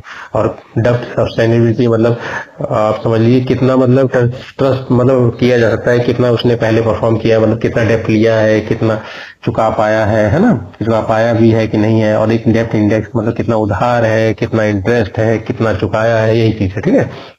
Develop using data from CAG, ये ध्यान रखिए बहुत इंपॉर्टेंट है। मतलब जो डाटा है मतलब कैग के डाटा से ही इसको डेवलप किया जाता है। ठीक है। और FHI 2025 में अगर आप देखो की फीचर्स एक मतलब इनके मतलब क्लास है, जैसे कि अचीवर हो गया, एस्पिरेशनल हो गया, परफॉर्मर हो गया, फ्रंट रनर हो गया। तो इसमें जो पहला नंबर होता है वो अचीवर स्टेटस होता है, सेकंड फ्रंट रनर होता है, थर्ड परफॉर्मर होता है, सबसे बेकार जो होते हैं एस्पिरेशनल स्टेट, जिसको पोस्ट परफॉर्मिंग स्टेट भी कहा जाता है। तो अचीवर स्टेट में आप बेस्ट वाला आप देख लेंगे तो उड़ीसा नंबर 1 पे, ये ध्यान रखना है। इसको स्कोर मिला 67.8, फिर छत्तीसगढ़ है, फिर गोवा है। उसके बाद आपका जैसा फ्रंट रनर, इसमें हमारा यूपी है। ठीक है। उत्तर प्रदेश है, महाराष्ट्र है, तेलंगाना है, MP है, कर्नाटका। परफॉर्मर में आप देखिए तमिलनाडु, बिहार, राजस्थान एंड हरियाणा। एस्पिरेशनल में आप देख लेंगे तो आपका वर्स्ट परफॉर्मिंग स्टेट आया था, इसमें कौन है, पंजाब सबसे लास्ट में, आंध्र प्रदेश, वेस्ट बंगाल। ठीक है। इंपॉर्टेंट है। और उसके बाद आप देख लीजिए न्यूज में क्या था, पांगसाउ, ये भी मैंने आपको कुछ सेशन पहले बताया था। पांगसाउ पार्सी इंटरनेशनल फेस्टिवल 2025 कहाँ मनाया गया है, ये नामपोंग, अरुणाचल प्रदेश में। ये मतलब एक तरह से कल्चरल एक्सचेंज होता है, कल्चर या फिर मतलब ट्रेड का एक्सचेंज होता है क्रॉस बॉर्डर, म्यांमार और इंडिया के बीच में, आप मान लीजिए एक तरह से अरुणाचल प्रदेश से होता है। ठीक है। अब इसमें स्टैटिक क्वेश्चन जो है आपका है वो है पांगसाउ पास, ये है कहाँ पे, ये आप जान लीजिए इंडिया म्यांमार की बॉर्डर पे है, और वो भी पटकाई हिल्स के क्रेस्ट पे मतलब टॉप पे। ठीक है। और काफी खतरनाक इलाका है, इसको पान साउंग पास भी कहा जाता है। ठीक है। Routes into Myanmar from the Assam plains. ठीक। 13वीं सेंचुरी में आहोम्स ने यही रास्ता यूज करके असम पे इन्वेट किया था। शान ट्राइब है ये। ठीक है। और इसको कहा जाता है मतलब अगर आप इसकी ऊंचाई से देखेंगे, मतलब इसी ट्राइब मतलब पास से अगर देखेंगे तो लेक ऑफ नो रिटर्न भी दिखेगा, जो कि कहाँ पे, म्यांमार की तरफ में है, म्यांमार साइड में है। ठीक है। और इसको हेलगेट भी कहा जाता है, नरक का द्वार या हेल पास भी कहा जाता है, डिफिकल्ट ट्रेन की वजह से। ठीक है। ये तो मैंने आपको बता दिया कि अरुणाचल प्रदेश और म्यांमार दोनों जगह मनाया जाता है, और ये कल्चर एक्सचेंज है। उसके बाद ब्लू कार्बन आप जान लीजिए। अभी न्यूज इसमें क्या था कि मतलब जो कोस्टल इकोसिस्टम है वो जो ट्रॉपिकल फॉरेस्ट से करीब 10 गुना ज्यादा कार्बन को सब्सिक्वेंस करता है। ठीक है। कैप्चर करने में, है ना, जैसे carbon captured by the world's ocean and coastal ecosystem, ये न्यूज था। बाकी स्टार्टिंग में आप जान लीजिए ब्लू कार्बन जैसे मैंग्रोव्स हो गया, सी ग्रासिस हो गया, शार्ड मासी से हो गया, ये nature most effective carbon sinks है मतलब एब्जॉर्ब करने के लिए। ठीक है। उसके बाद 16 न्यूज क्या था, कॉर्स फ्लावर। कॉर्स फ्लावर कहाँ पे है, मतलब कहाँ का फेमस है, ये आप जान लीजिए इंडोनेशिया में जो सुमात्रा आइलैंड है वहां पे काफी फेमस है। चलिए मैं आपको दिखा देता हूँ कॉर्स फ्लावर कहाँ पे मतलब कैसा दिखता है। ठीक है। ये देखिए दोस्तों, यही है कॉर्स फ्लावर, ये सुमात्रा आइलैंड में मिलता है, इंडोनेशिया में। आप देख रहे हैं ना कितना बड़ा है ना। ये जब तक ये ढका रहता है इससे, है ना, ये जब तक ढका रहता है तब तक बदबू नहीं आती, पर जब ये खुल जाता है तो ये करीब 3 मीटर तक भी ग्रो हो सकता है, आप देखेंगे ना।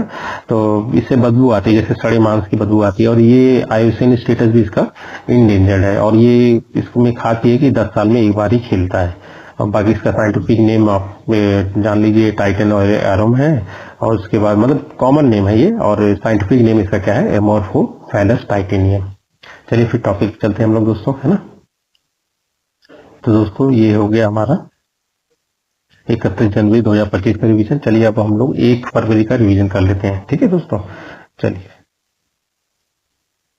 तो ये है 1 फरवरी 2025 का रिवीजन। पहले हम लोग मैप में देख लेते हैं चाइना को, है ना। तो ये है हमारा प्यारा देश महान, इसी की north west side, east side में आप देखेंगे तो ये है चाइना। ठीक है दोस्तों।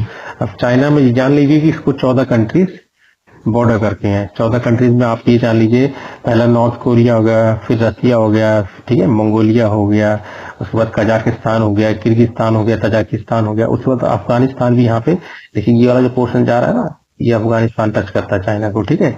और पाकिस्तान तो है ही, इंडिया है, नेपाल है, भूटान है, म्यांमार है, उसके बाद आपका लाओस हो गया, वियतनाम, इतनी कंट्रीज को टच करती हैं। ठीक है, बॉर्डर। ठीक है।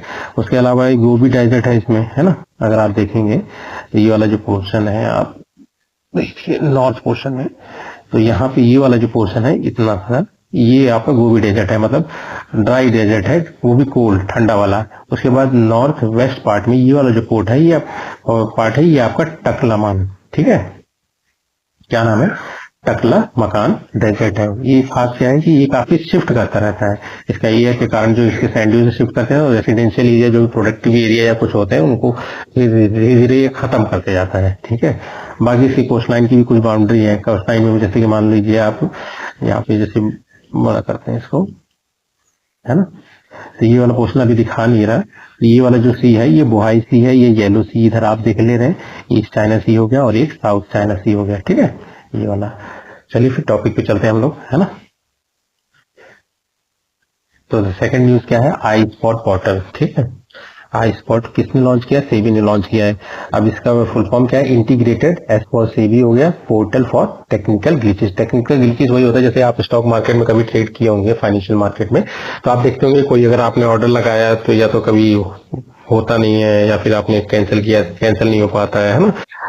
तो उन सब चीजों को दूर करने के लिए, उन सब कंप्लेन को रिपोर्ट करने के लिए एक प्लेटफॉर्म बनाया गया है, पोर्टल, जिसका नाम है आई स्पॉट, सेबी के द्वारा। अब थोड़ा सा हम लोग सेबी के बारे में जान लेते हैं। सेबी क्या है, securities and exchange board of India.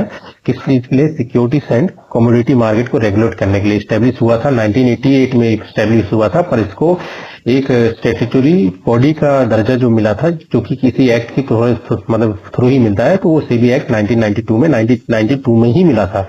Headquarter Mumbai में है। चेयरमैन कौन है सेबी के, माधवी पुरी, ये ध्यान रखना। फिर नेक्स्ट न्यूज है लेजिंग फोक डांस। लेजिंग फोक डांस जो है मतलब एक इंस्ट्रूमेंट होता है म्यूजिकल, जिसको मतलब पकड़ के मतलब नाचा जाता है। ये मतलब मराठा के जो सोल्जर थे वो भी यूज करते थे अपने वर्कआउट के लिए, मतलब हेल्दी रहने के लिए। और मोस्टली जो मतलब रिलीजियस फेस्टिवल होते हैं, जैसे गणेश फेस्टिवल हो गया, यात्रा हो गया, रिलीजियस इवेंट हो, उसके दौरान किया जाता है। इसमें बेस्ट पार्ट आप ध्यान लीजिएगा, मतलब महाराष्ट्र का है ये, और 1982 में मतलब इंटरनेशनल प्लेटफॉर्म पे भी ये परफॉर्म किया गया था, लेजिंग फोक डांस, ठीक है। और न्यूज में इसलिए था कि जो विकी कौशल मतलब संभाजी महाराज के रूप में इन्होंने उस डांस को परफॉर्म कर दिया था एक गाने में, तो इसीलिए इसके बवाल हुआ तो ये न्यूज में, तो आपको जानना चाहिए। उसके बाद 30 जनवरी को हम लोग मार्टियर्स डे मनाते हैं, शहीद दिवस, ठीक है। क्यों मनाते हैं, क्योंकि इसी दिन नाथूराम गोडसे ने महात्मा गांधी जी को गोली मार दिया था, और जिसके कारण उनकी मृत्यु हो गई थी 30 जनवरी 1948 में। अब थोड़ा सा इनके बारे में जान लेते हैं। महात्मा गांधी, इन्हीं की वजह से मतलब प्रवासी भारतीय दिवस मनाया जाता 9 जनवरी को, क्योंकि ये 9 जनवरी 1915 में साउथ अफ्रीका से इंडिया आए थे। कुछ और इनके सत्याग्रह हैं, जैसे कि चंपारण सत्याग्रह 1917 में, खेड़ा सत्याग्रह जो है 1918। इसके बारे में डिटेल वीडियो भी बना दूंगा, पर अभी क्या है कि थोड़ा थोड़ा आपको इतना एटलीस्ट जानना चाहिए।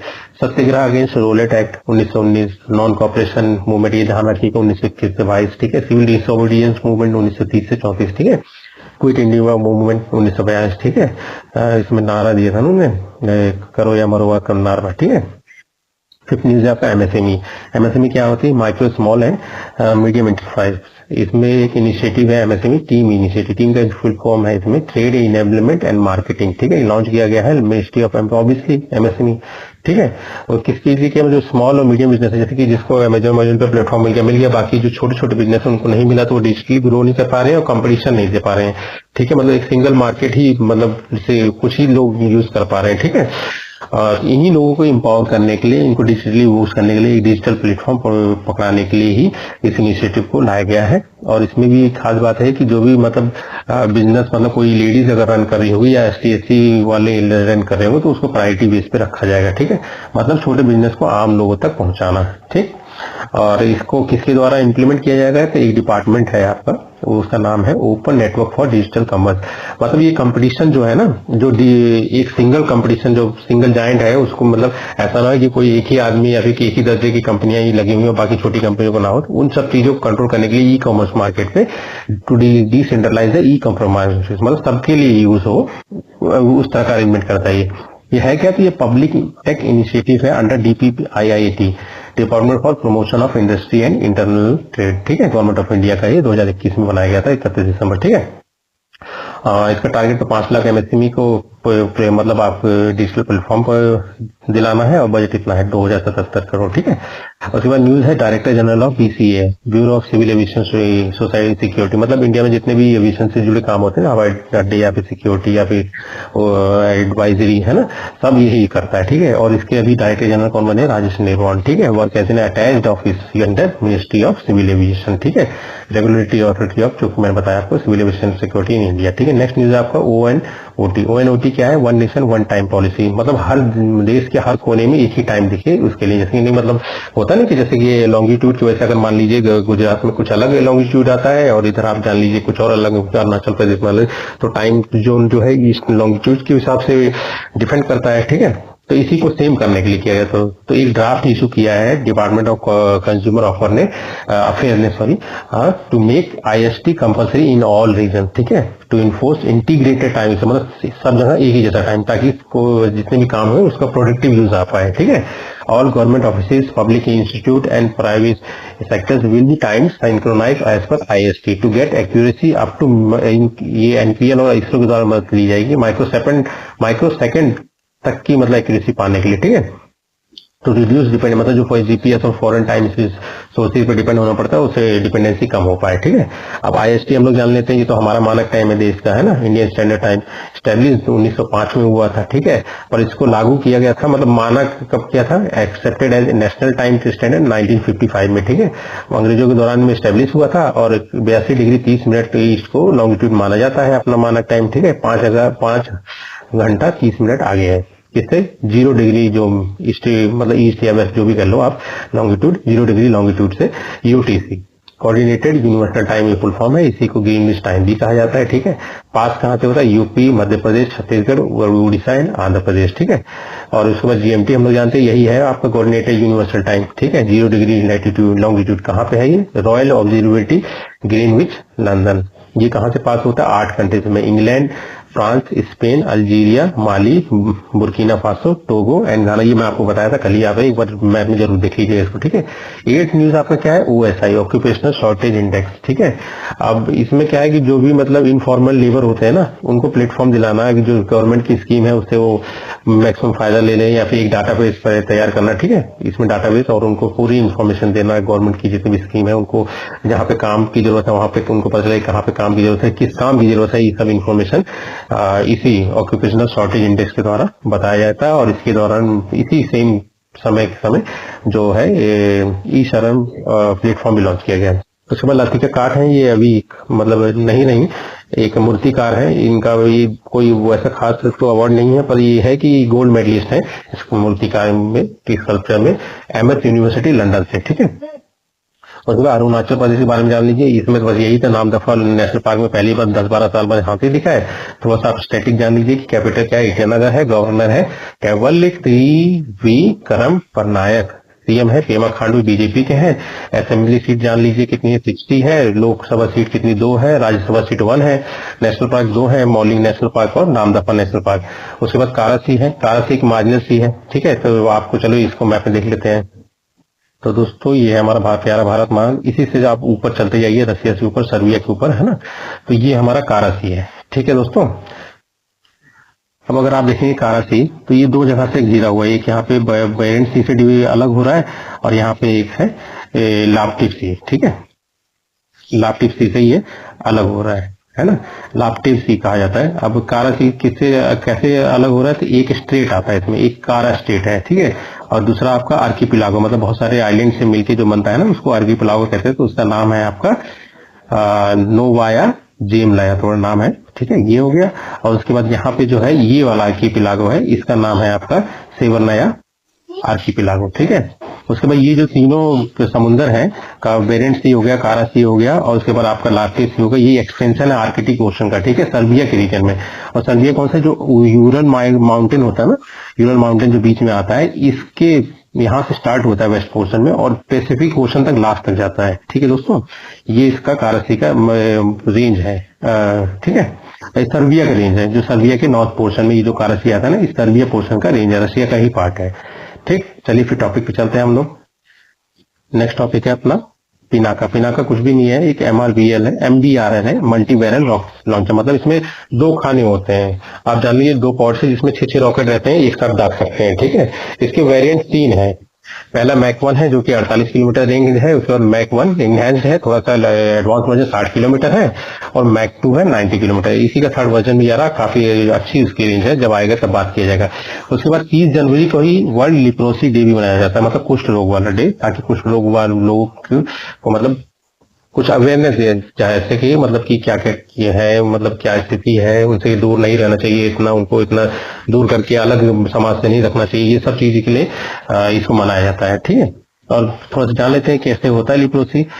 तो ये जान लीजिए आप, लिप्रोसी जो होता है एक इसका कॉमन मतलब इसको हांसेन डिजीज भी कहा जाता है। एक बैक्टीरिया है जिसका नाम है माइकोबैक्टीरियम लिप्रे। ठीक है, ये स्किन को, पेरिफेरल नर्व्स को, आईज को तो इतना इफेक्ट करता है कि आदमी अंधा हो जाता है। Mucosa of upper respiratory tract हो गया। ठीक है, ये अगर किसी आदमी के कांटेक्ट में हो आप, अगर वो मतलब अनट्रीटेड पर्सन है जिसको मतलब कुष्ठ रोग है, तो आपको भी हो सकता है। पर इंक्यूबेशन पीरियड जो है काफी लंबा होता है, 5 से 20 साल का। ठीक है, सिम्टम आप देखेंगे तो स्किन लेशन हो जाता है, मतलब आप जान लीजिए अल्सर हो गया, आपके डिसकलर्ड पैचेस हो गया है, लॉस ऑफ सेंसेशन हो जाता है। ठीक है, मसल वीकनेस हो जाता है, पैरालाइसिस, आई प्रॉब्लम हो गया। ठीक है, वही चीज है। उसके बाद आप देख लीजिए WHO ने इसको 2 तरह से कर रखा है, एक तो मतलब जिसमें कम होता है घाव, एक में ज्यादा घाव होता है। ठीक है, तो उसी हिसाब से इसने नाम किया, कम वाले में फॉसिबैक्टीरियरी नाम रखा है इसने, और ज्यादा वाले में मल्टीबैक्टीरियरी। ठीक है, उसके बाद एक न्यूज आप ध्यान रखिए कि मतलब पहला स्टेट जिसने मतलब उसके बाद पहला स्टेट जिसने ग्रामीण क्रिकेट लीग स्टार्ट किया है वो है बिहार। ठीक है, इसमें चेंज ये हुआ है कि मतलब बिहार के जो गवर्नर है अभी भी चेंज हुए, जिनका नाम है आरिफ मोहम्मद खान। चलिए दोस्तों, फिर इस बार के वीकली रिवीजन खत्म हो गया है ना, तो फिर हम लोग यहीं पे सेशन को एंड करते हैं। और हाँ, मैं जानता हूँ काफी इंपॉर्टेंट न्यूज अभी चल रही है, जैसे बजट से लेके इकोनॉमिक सर्वे से, तो कल मैं इस टॉपिक में पूरा बढ़िया से एक वीडियो बना के आपको पूरा बताऊंगा, और आज का भी करंट अफेयर्स में कवर करने की कोशिश करूंगा। ठीक है दोस्तों, तो अगर आपको वीडियो पसंद आया हो तो प्लीज चैनल को सब्सक्राइब करें, कमेंट करें और लाइक भी करें, है ना, और ज्यादा से ज्यादा शेयर करें। ठीक है, चलिए फिर, नमस्कार, जय हिंद, जय भारत।